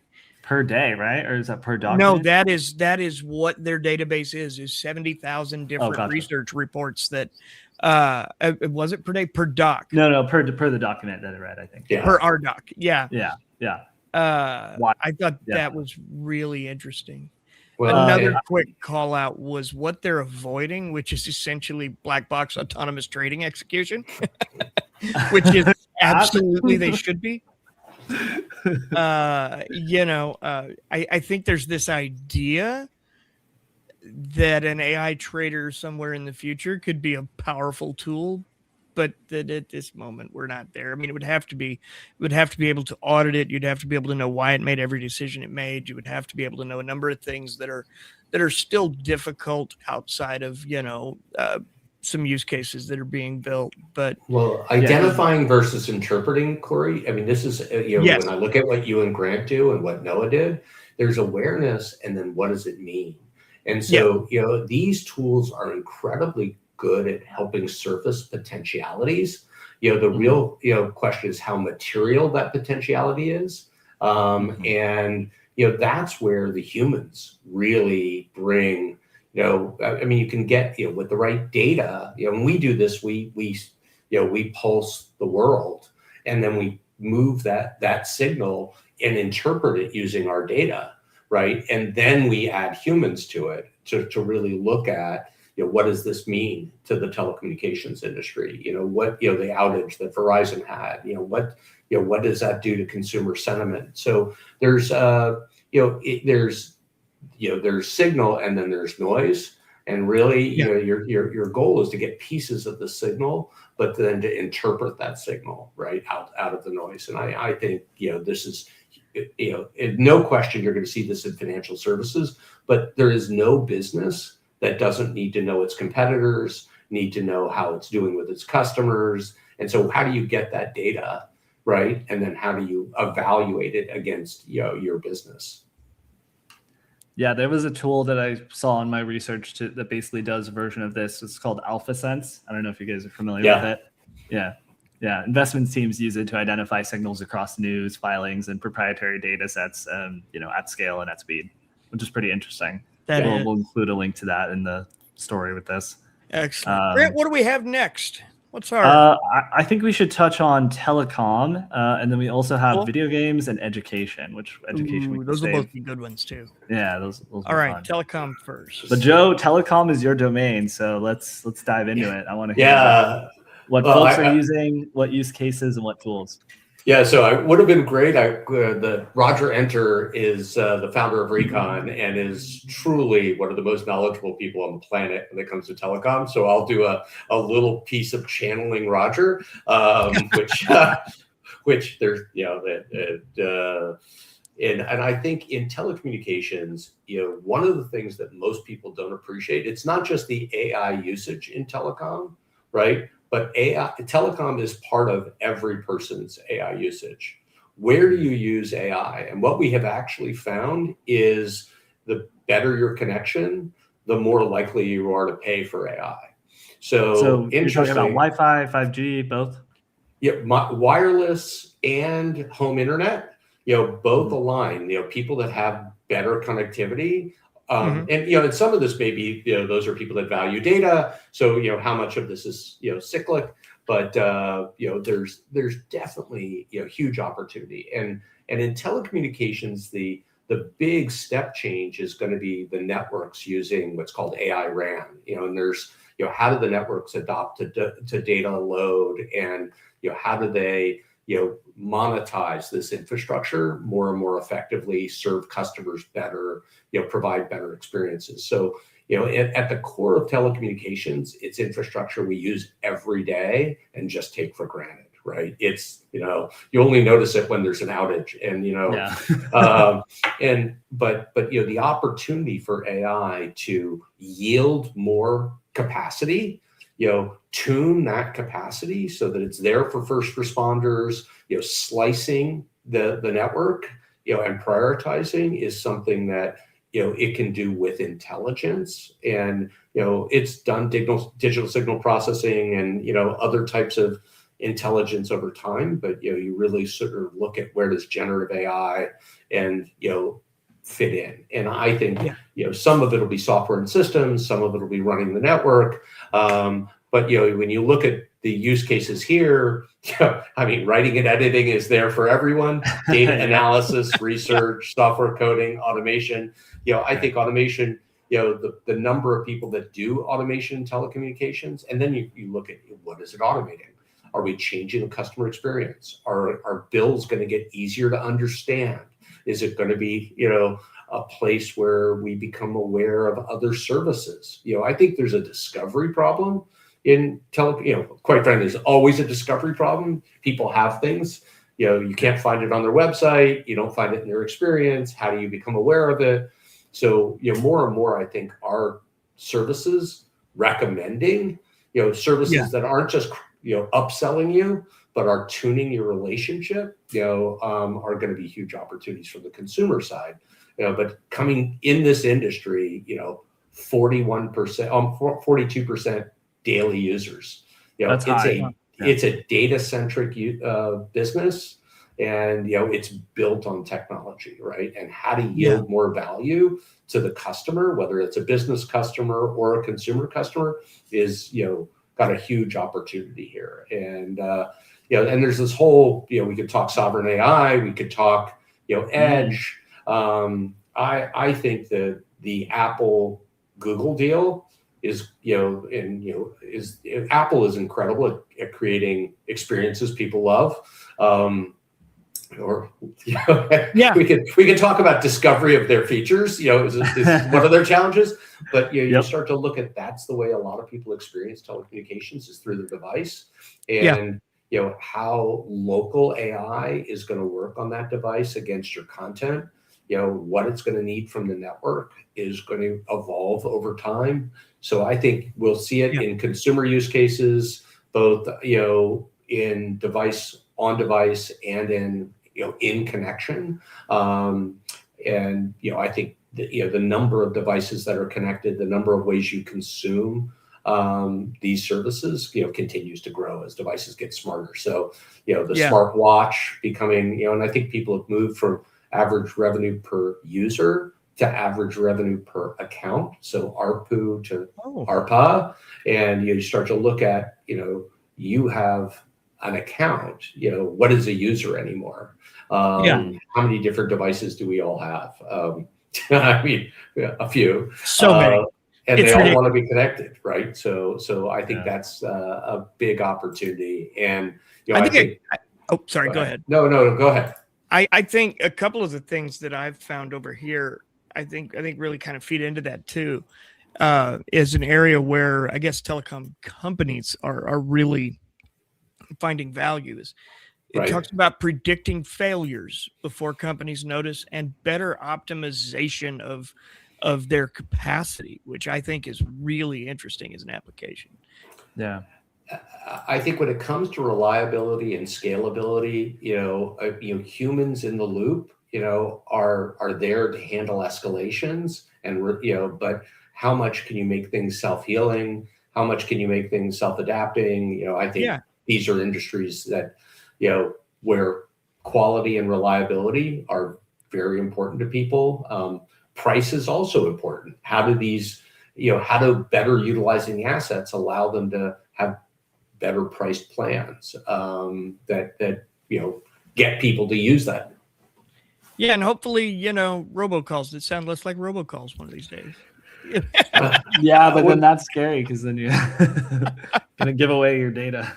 Yeah, I think the key is going to be really getting rid of robocalls, and how I think that's a good start. Yeah, I think better identification of caller ID is pretty old tech. Let's look at how does AI resolve this terrible blight on society, which is both robocalls, fraud calls. I mean, you want salespeople to reach people, but how does your device evaluate that? Can you imagine if we still paid by the minute based on the number of calls that come now?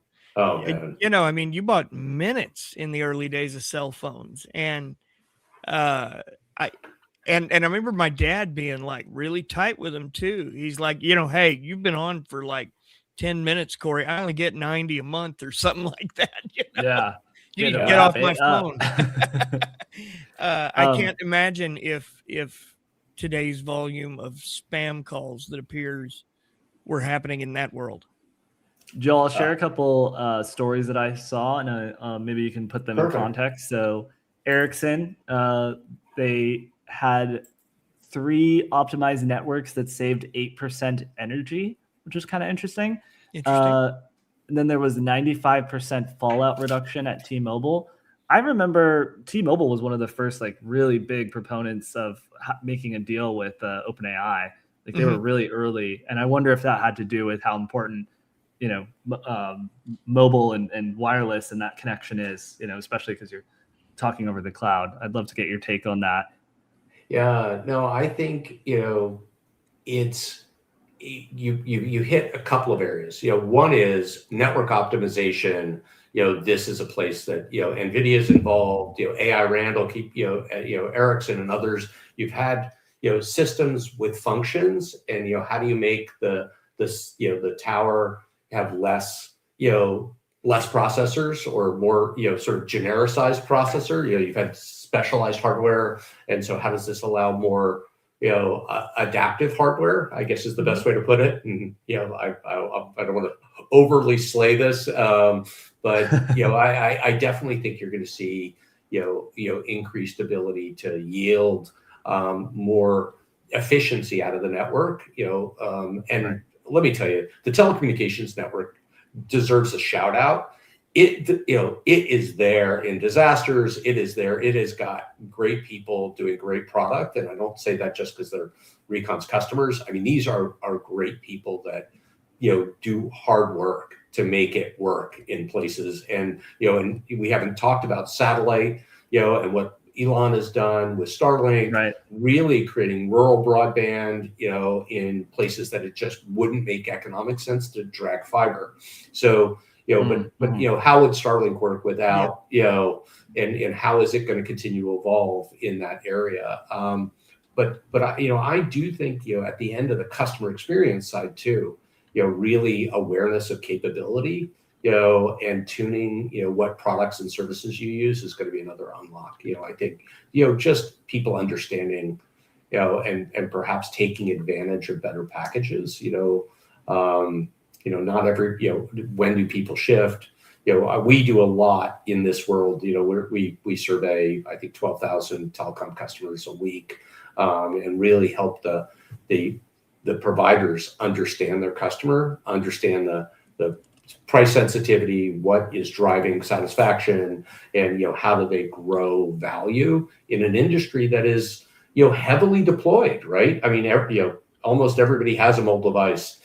How do we get people to value it more and do more with it? That's a good point. That's huge. Yeah, because we have a superpower. I mean, we have 2 superpowers in our pocket, right? We have the entire mobile device, and then the AI that we can access through the mobile device. How do we make the most out of both of those?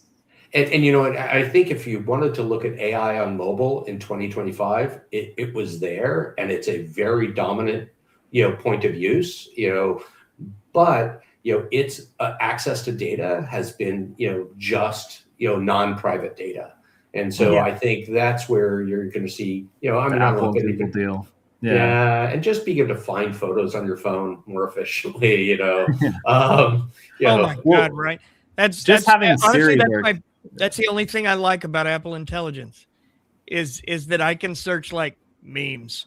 I can search LA or something, and it does a decently acceptable job of finding them. Not perfect. There's always stuff that slips through, but that is absolutely the feature I use the most. yeah, There's no, a but lot of people. Brief tangent. There's a lot of people who code on their phone now. I've seen. There's a lot of different ways to do this. Mostly, it's hackers and programmers who've come up with their own solution. But there are apps now that are custom made to do this. So having the ability to just code apps on your phone via an app is just wild. And Yeah. I use V0 on my phone. There you go. I do use V0, but I mean, like, I'm not coding; it's coding. I'm just saying, hey, go do this thing. Well, that's what a lot of Fix people this are feature. doing. Yeah, they're instructing Claude to go off and do something for them, and then checking their work. That's cool. Yeah. We are gonna lightning round through the last couple of these, so we're gonna do video games. Corey, I understand that you've got the bot cooking. Yeah, I've got a little bit here, and this is such a fun area. The truth is, we could do a whole episode on video games, and maybe we will at some point. I'll caveat with the industry is very torn on whether AI can be used or not. There's been a lot of high-profile cases recently where companies are like outright banning it, and other, or not banning it, but like a company won an award for a game. I believe it was called Expedition 33. And that reward was revoked after they found out that they used AI as part of it. So it's controversial in the industry. Yeah. Well, and you're kind of looking at, and I mean, and this is, I'm going to step aside from the user opinion of it being used, because that's kind of an issue in its own. But supposedly right now, about 35% of studios are already using AI for some level of content generation, and where it's been clearly useful is like background filler assets, placeholder art, voiceover, sound effectsy kind of stuff, even rapid prototyping. But the areas where they still don't fully seem to trust it are around, like, hero assets, like your main character, and key art for the whole thing. It leads to concerns about copyright stuff, for example. Not even aside Rick from just brought that up in the chat. But Disney did a deal. I mean, that I happen to know. That's huge. So I mean, if you really think about some of the biggest assets at Disney, we're close to some of the early people at Pixar, and RenderMan was generative AI capabilities. If you start to look at it, I mean, what's the earliest instantiation of generative AI? And most people would say, it was an alternative to animation, but it's been there in sound effects. It's been there. It's fascinating. It's been used in different places. It's been embedded in the tools, and pipelining assets. What's happened in the music industry. So to me, it's unlocking capabilities, and it's only 30% daily active users, but that's above average in terms of the average in the country. I think there's huge unlocks, and I think the fact that Disney did a deal, coming back to what you're saying, the Sora deal.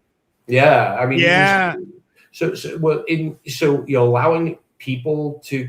And Walt Disney was really, he really believed that you wanted to experience the characters in different ways, in the film, at the theme park. So AI is another way to bring those characters into your life, and to life in a way they've never been, honestly. Like, a video of, your kid hanging out with, wow, I about said Goofy and dated myself. Goofy's still around. Goofy's still around. Yeah, they're still rock stars, man. They're OG. Yeah, but I mean, And not to mention that includes Star Wars and Marvel and stuff too. Like it's not even just about kids anymore. It's my generation and on. But Really I have a daughter. It's interesting because you're talking about games, or we're talking about when we talk about entertainment, right? Because game is a form of entertainment. My youngest is an actress, and and a content creator, and I think human actors do more than just act, right? They're interacting with others, is what they bring to a story. But making it easier to digital cameras changed the the entertainment industry. What can be done in effects, and how much the effects budget has absorbed of the creative budget, and does this rationalize that? Does this allow people to create great storytelling? The word processor didn't create a whole bunch of new great authors. I do think AI slop will happen in entertainment. It's already there, but but used by creatives, how does it unlock? Corey, you've got music industry background too. How does it transform the ability for people to create and take their passion and turn it into something? And it's definitely, you're seeing it in first person games and other things. People being able to create the vibe code a game up. But I think it's going to make its way into, again, increasing the quality, or at least increasing the quantity of output. We'll see about quality, right? I mean, quality is the TBD. A few things I'm most excited for. I love the idea, and then this is kind of happening now, I think. But dynamic unscripted NPCs are a really cool thing within games, in my opinion. Where it's not the same story every time you go through. But as a guy who's busy and doesn't have the time for gaming like you used to, I miss great campaigns. I miss the days where you could have a good campaign mode. You didn't have to deal with other people. I deal with other people all day. I game because I don't want to deal with other people sometimes. And I miss good in-depth campaign modes. And I would love the idea to just be able to, keep the story going, click, and just be able to kind of keep that going. If you had a game you like, be able to stick with it for a long, long time, So I'll give you an interesting twist on that one, right? Because, that's self-directed play, which I think is great. But, really having AI unlock the potential of human to human play. What's nice about playing a game of chess, chess.com is there, but it's not the same experience, right? So you start to look at 8 to 80 people anywhere can play a game with each other in a video call, right? And whether that's chess or checkers, and you can make that call safe.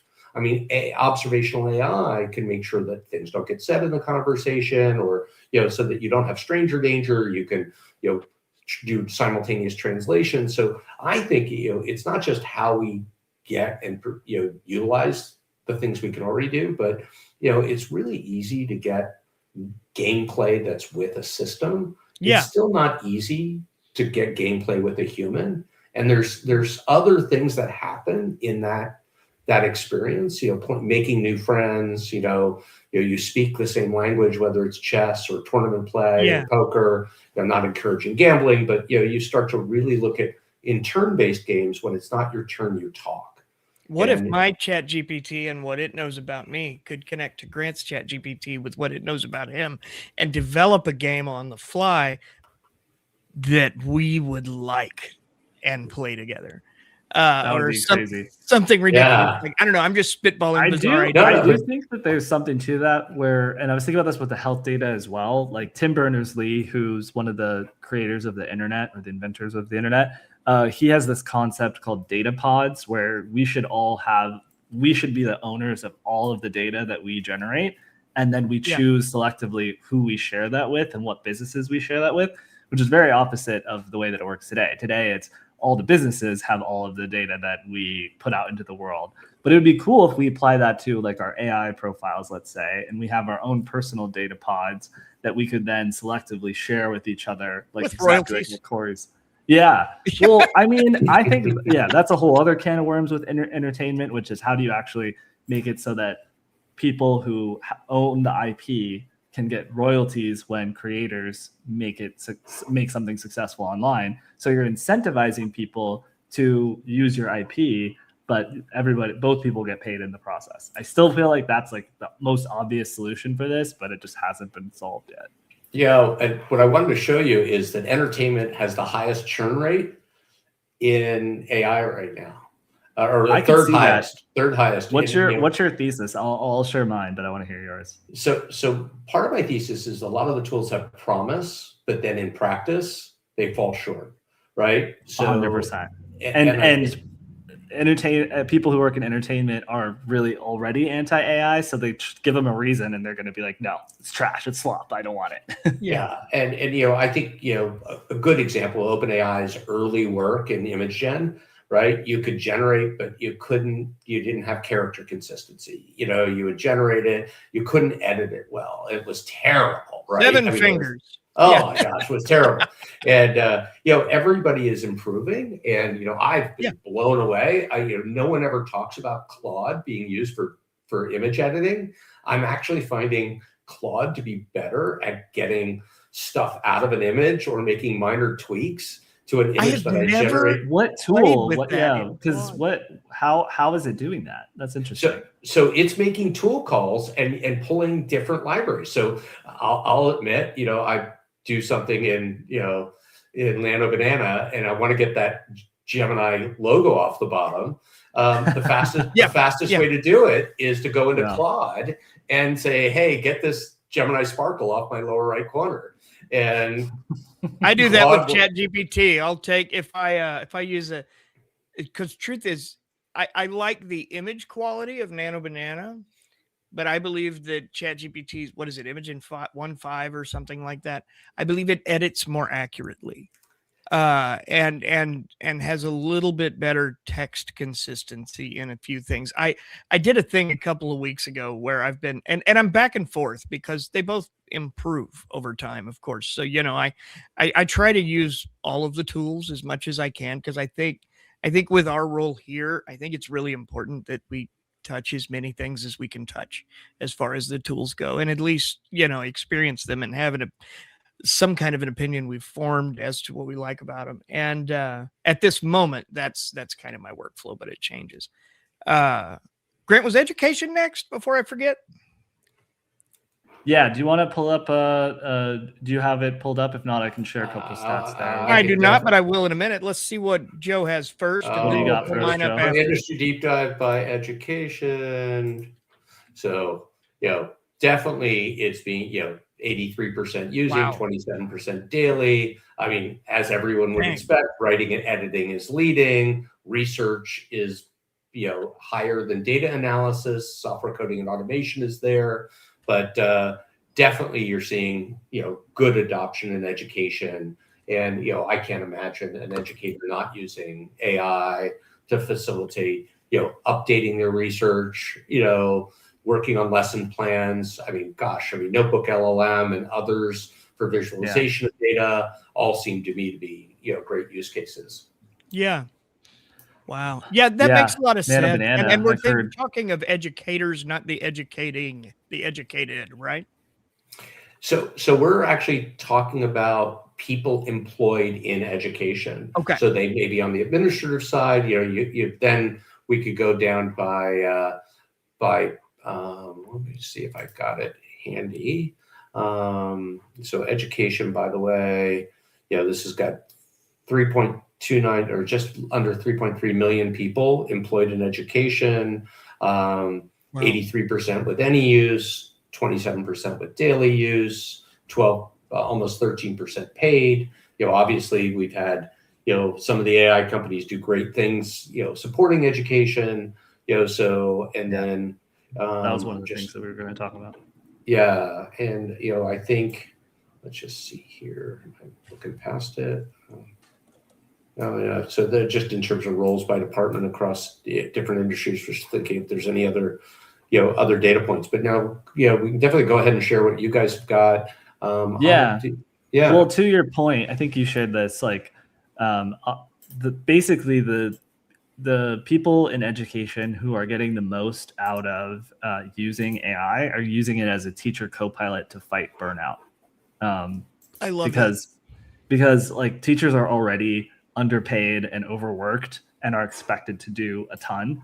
Arguably, they've probably been in the position that a lot of us now feel with AI, where just the amount of work that they're expected to do in a given day is just astronomical with grading and all this stuff.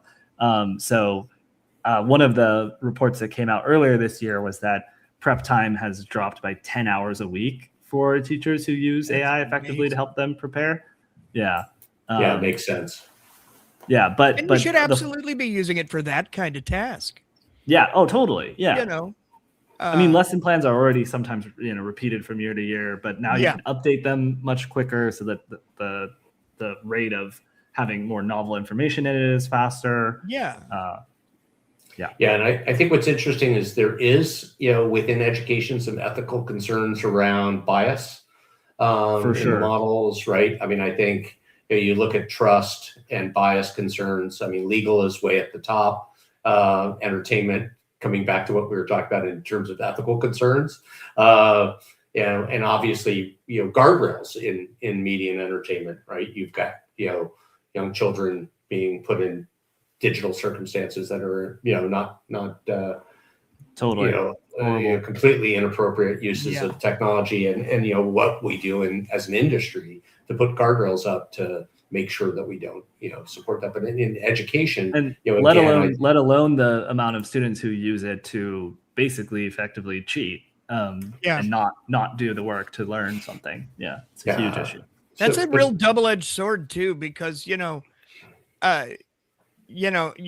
want them using it that way, but at the same time, they need to leave high school with strong AI skills now.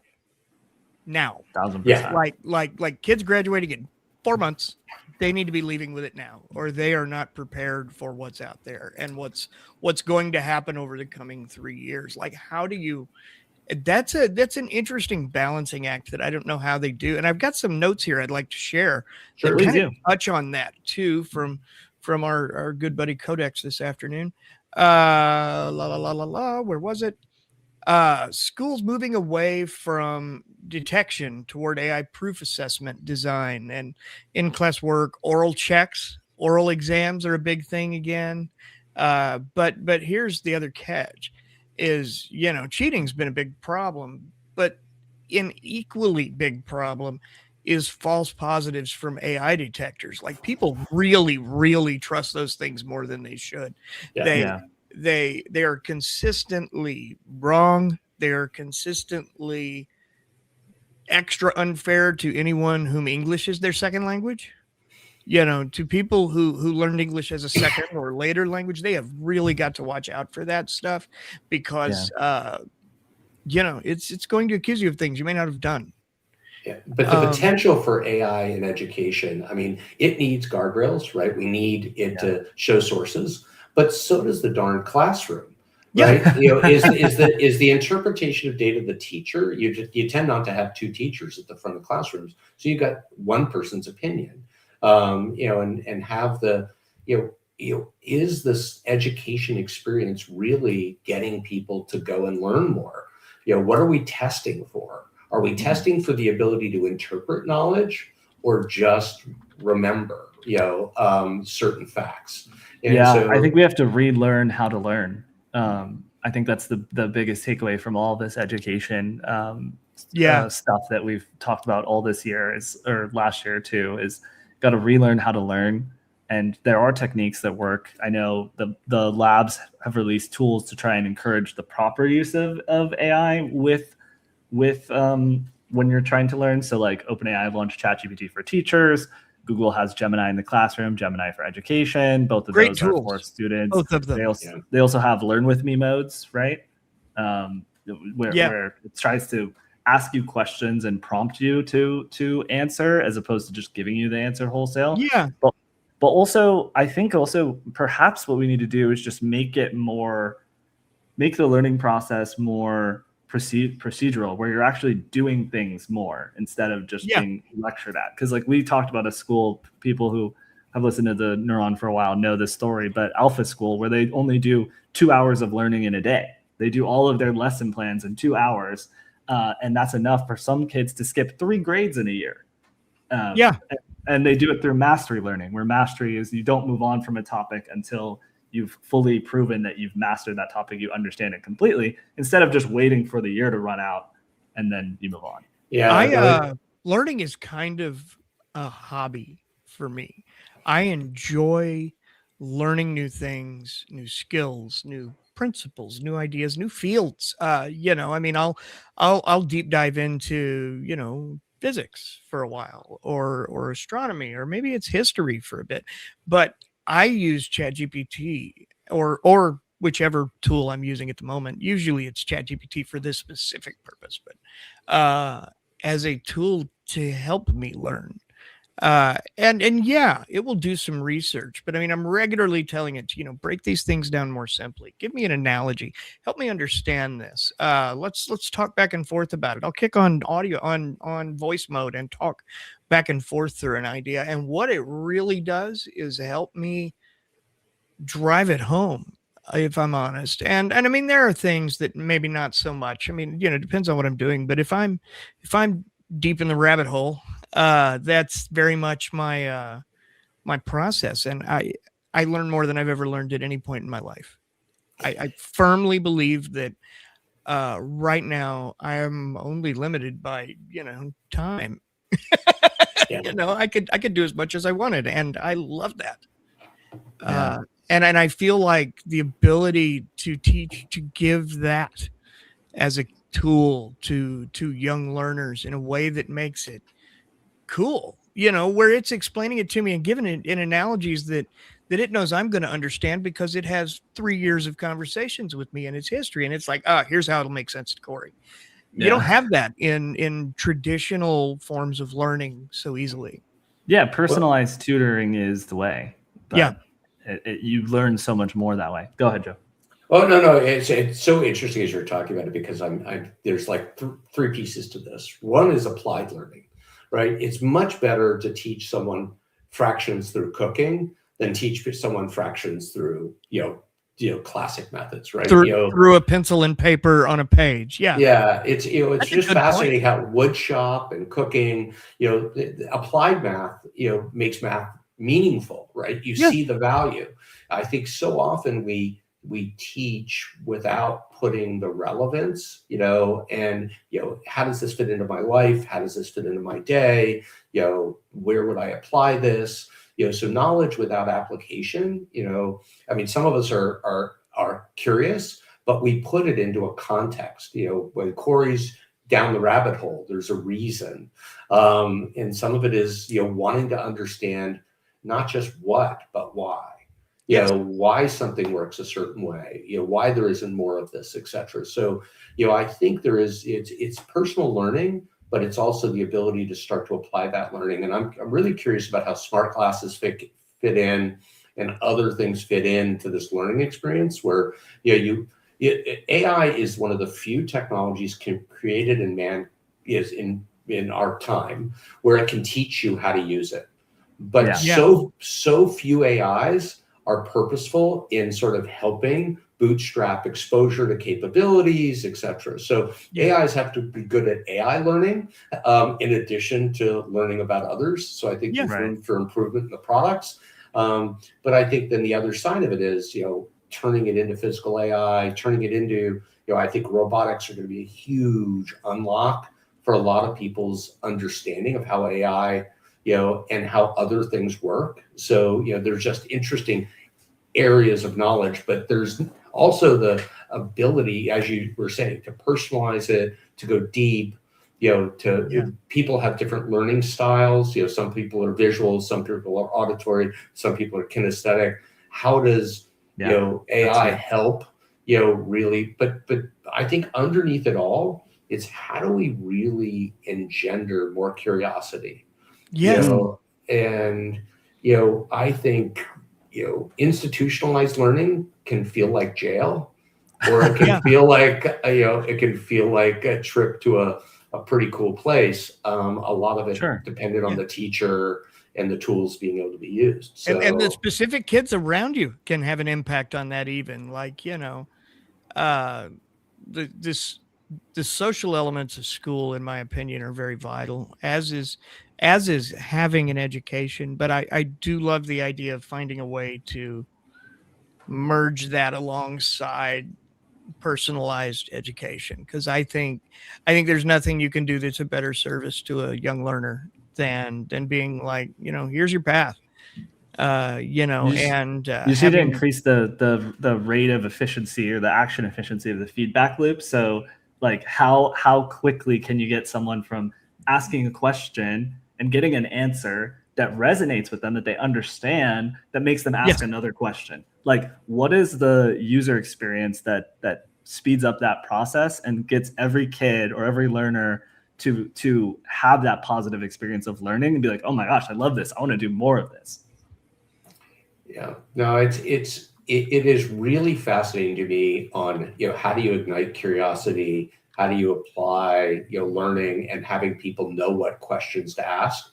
So, it's interesting as you guys are talking about the classroom experience. So much of the classroom experience is somebody else asking a question that you didn't think to ask, right? And, how does AI, whether it's for us at Recon or others, help us not just interpret, but dive deeper, right? And look at what we might not have thought to look at. How does it bring us perspectives, or what, you didn't ask a question over here, are you interested in this, this other area that's got material elements of why people are getting rid of AIs, or, some other area in the area of study, and I just think it's always fascinating, because the social construct of learning, it's not just what the teacher's saying, but it's really, why does this matter?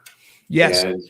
And then questions around why it matters. That's a thing that learners need to know. I think I loved your mention of just teaching fraction in the kitchen. I think you give a reason. And I remember being a kid, and like, I learned geometry in my dad's sheet metal shop, because you're taking flat pieces of metal and having to turn them into three-dimensional objects. So you had to understand a lot of things. Like, I didn't know it was geometry. I also didn't realize how good my dad was at it at the time, until later. And but that practical approach, people, I think, I like to believe people are at least somewhat curious by nature, and they just respond better when they understand the why. And like, giving me the why behind algebra in school was not a thing that happened, at least when I was a kid.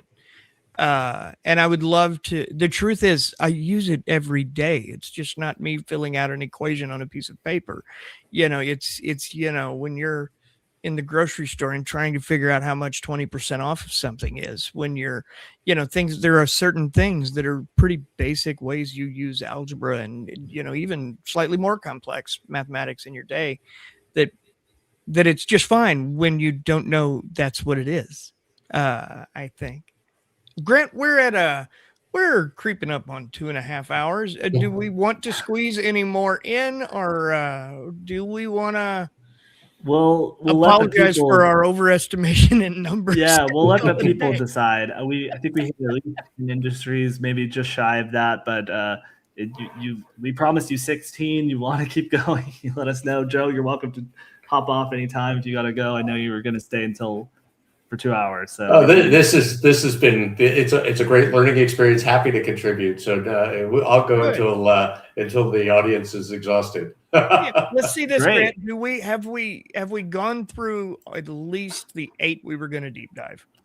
We have not actually. We missed agriculture, and I think that one would be worth talking about. Yeah, I even have a thing I want to bring up with agriculture from a company I spoke with recently. Yeah, this is great because you had hands-on experience with this. Why don't you go ahead and start with that, and Joe and I can chime in. Okay, so what I want to say about I'm getting Codex doing its thing too. What I want to say about agriculture first is that this is an area where your first reaction is probably, what the hell would they be doing with AI? And the fact is, depending on where you look, quite a few things, and it's really fascinating.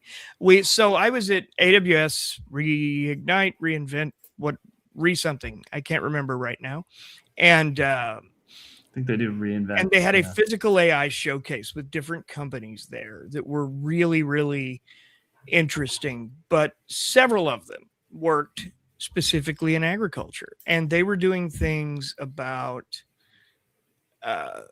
looking at ways to manage fields, to manage crops, to manage equipment, and do maintenance and things like that. But one that really jumped out to me, and I had the opportunity to meet their CEO or founder, was Agin here, AI generated agriculture. And essentially what they have developed that is so neat to me is these robots you see here, and it's zooming in. Let's give it a second there we go. These guys are completely solar powered, and what they do is they travel through fields and get rid of weeds. And the way they do that is there's AI on board, and it's also essentially a robot, because nobody's controlling that. It's traveling on its own. It's detecting weeds on its own. And what you'll see down here, well, there's the rig. I shot a video with these too. Okay, do you see these things coming down here?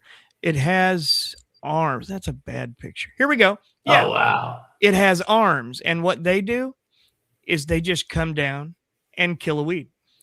They rip them right out of the ground, and it does it smart on its own, and it's lightning fast and more forceful than you might expect. But it comes down, and they do this. And here's the key, right now you're getting rid of weeds and for farmers with crop dusters dumping chemicals on your entire field from up in the air. That stuff's in your air. It's in your streams. It's not the ideal approach, but it's what works. What he's done here is created this gizmo. I mean, that really diminishes it. This robot that goes around and does this manually. No chemicals, no anything. One of these can do, I think he said, forgive me if I'm wrong, I think he said 8 acres a day. But the idea being, a farmer would have a small fleet of these that you would, take to your field, and they would all go out and do the thing for the day. They're essentially chopping cotton almost, like where they go out and get the weeds out of cotton rows. I just thought this was really fascinating. The guy who created it was a cool dude. His name is Kenny. Corey, there's another one that I never considered when I saw this agriculture stuff. Yeah, I'm gonna share my screen. So there's a competitor to this from Carbon Robotics, which is one of the ones I wanted to talk about. So I've got it up whenever. And it's the laser weeder. So basically it does the exact same thing, but it uses this heavy laser-based system that like zaps it. Yeah. Do we have a video? Yeah, let me get the video. I feel like I want to watch the Pink Floyd light show that flies out of the back of this thing. Yeah. What I love is these are very different technologies approaching the problem, right? And you look at, the weed whacker, which, basically like a little mini hula hoe, is taking out the weeds, no water consumption, for feeding the weeds, no pesticides going onto the weeds. And the thing is so simple, it could be solar powered. And then this one, which is, can take a little more power. Exact opposite. This is the combine version, This is the industrial strength one. This thing is using some juice, isn't it? Yeah, for real. And I remember when this was, more of a prototype or early, it did not even look as intense as it does now. This is just, upgraded NVIDIA. Literally. It's got some NVIDIA GPUs on it. This thing is pricey. But I think agriculture is one of the areas. It has always been an area of mechanization and innovation. Not everybody touches it like used to be in the old days, right? So not everybody sees it. But huge opportunity in robotics. I personally think it's going to be one of the major unlocks in robotics. Here you're in weed abatement, but actually harvesting. Especially in a lot of the products where you've got pickers, picking product, and there we go, strawberry. This is perfect. I've seen, because this is the dexterity of the robot hand is what has always been the limiting factor here. Was that your desktop, Grant? Intelligence. What? Was that nightmare your desktop, Grant? It's relatable, but no, it's yeah. So this is one example. This is not the one I've seen that's really like it can almost grab a strawberry and squeeze it like a human hand can without popping it. Correct. It's truly incredible. This one is cool. I've not seen this one before, and this is about 3 years old. So let me see if I can get something a little more fresh. Yeah, I hope it's faster now. Yeah. Because I think that's a slow process. That's a slow process, and I think you're getting the cost per robot down. A lot of cost of robots was software, not hardware. It's going to be interesting to see as you get to 3D printed componentry, and but coming back to it, I mean the area of need is gentle touch, right, and sensors within the hand. Wow. Yeah, I'm gonna see if I can pull it up. Corey, there was a question in the chat that was: Is some of this technology for coffee plantations? You want to ask Codex that and see if we can get a good answer. Let me do that. Actually, we're gonna have to ask it. Could some of this technology be used for coffee plantations? And let's see what it says. Yeah, because that's a very specific use case. But it is, and it's probably going to ask me to approve the file a number of times. Because we're not at generalization yet. A lot of times these use cases with robots are very use case specific. So they've tooled it specifically for just berries, and it knows everything about a strawberry plant, but it can't generalize to any plant exactly yet. I don't know if that's true with the ones that we just looked at, but yeah, go ahead. This is really interesting. So yes, many of the same plant-by-plant physical AI ideas translate well to coffee, but they'll look more like scouting and targeted intervention than big row crop autonomy. AI scouting using drone and phone imagery models to spot coffee leaf rust, nutrient stress, drought stress, pest damage. Targeted spraying, of course, like we were just looking at with other things. Irrigation, forecasts and soil leaf sensors to adjust watering and fertilizer timing, reduces wasted inputs.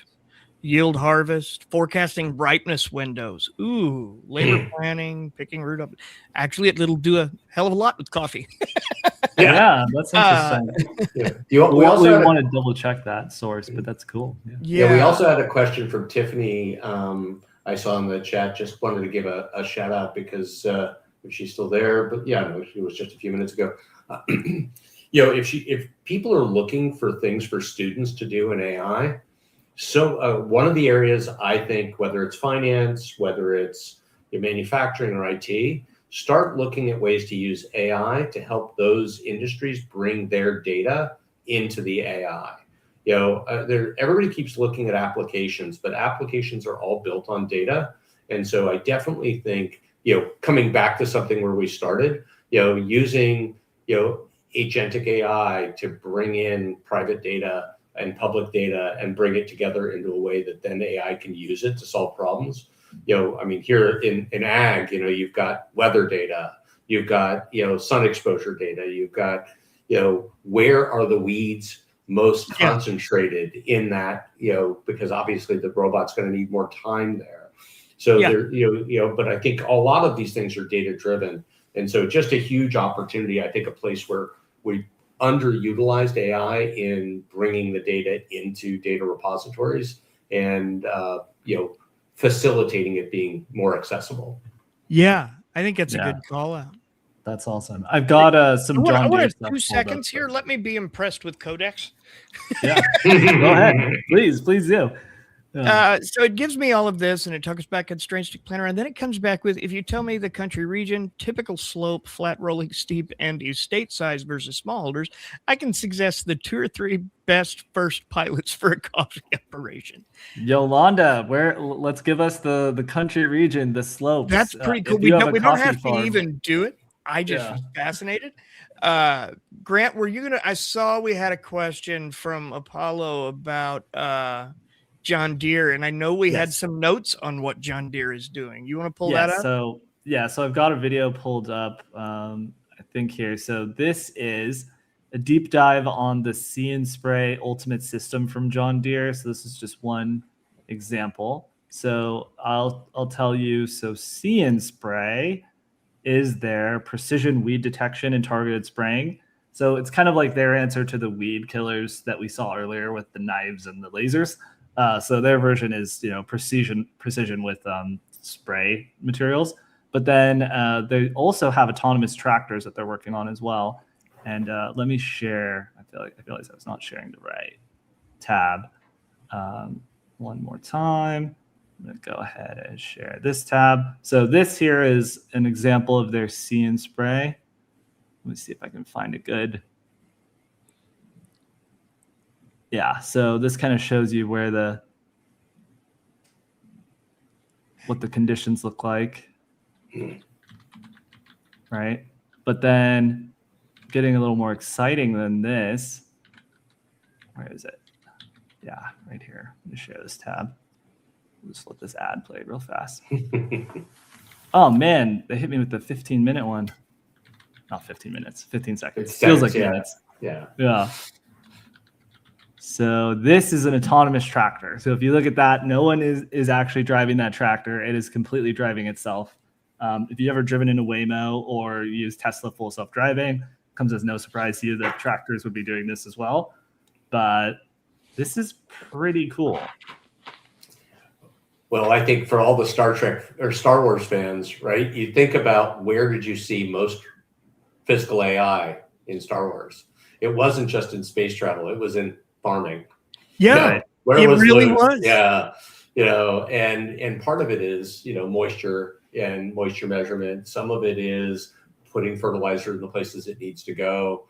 Right, you're trying to create food with the least, with the highest level of efficiency, yielding the best quality of output. And it just strikes me that you've got the combines and the self-driving tractor, but you've got this ability to differentiate between areas in the field, right? And understand where you need more moisture, where you need more fertilizer, all using imaging, video recognition, spooled in with the operation. And completely controllable on your iPhone, like the demo was showing. So there's all controllable through an app, and he walks through the Motor Trend representative, like exactly how he's managing the whole thing from his phone. It's wild. I wanted to. Yolanda gave us some specs, so I threw them in here just to see what it'd tell us. Let's see. And talked about Codapec, and it says best fit pilots would be early warning disease scouting, like drone and phone photos to flag hotspots, precision spraying, harvest planning, an ops co-pilot, local realities to plan around. Shade canopy and clouds limit satellite value. You get better results from on-the-ground photos. Where was it? I just scrolled and lost myself entirely. There we go. Yeah, and then it's asking if you tell me how many hectares, right? And whether it's one estate or many. Yeah. Many smallholder plots. I'll suggest a 30 to 60-day pilot plan. What to collect, how often, and what decisions you'll... Oh, Jesus. I actually think this is a good time to call out something we shared in the Neuron this morning that some people might have missed. And it was in Intelligent Insights, which we put on the website today. Alberto Romero shared a really amazing, hey, if you're just getting started with AI and you only have 8 hours and you're trying to get caught up as quickly as possible, this is his guide on how to do it. And one of the key things that he highlighted was just keep in mind that using AI for research in something that's outside of your domain is really not advisable, because if you're using it for research inside your domain, you're going to immediately notice when it hallucinates or when it is off the mark. But if you're in a totally different domain, you have no idea if what it's telling you is actually accurate or not. I always tell people to start with something they love.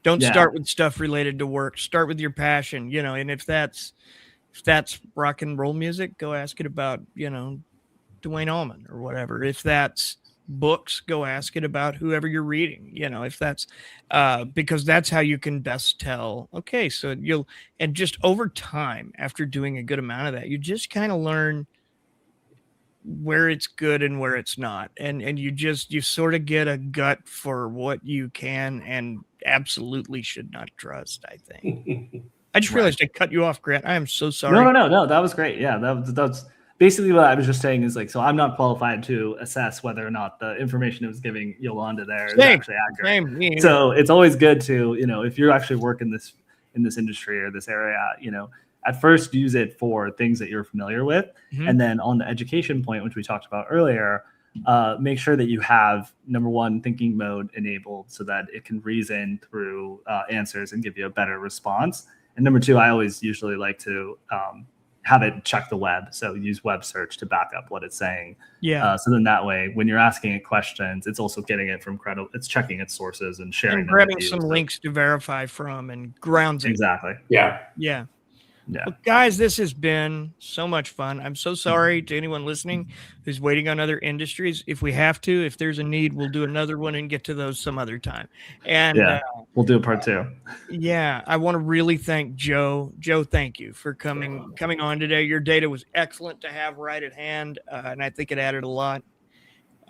And you're a good friend and really appreciate you taking the time. Oh, it's been a pleasure, guys, and really a lot of fun. This is definitely a fun way to finish the week out.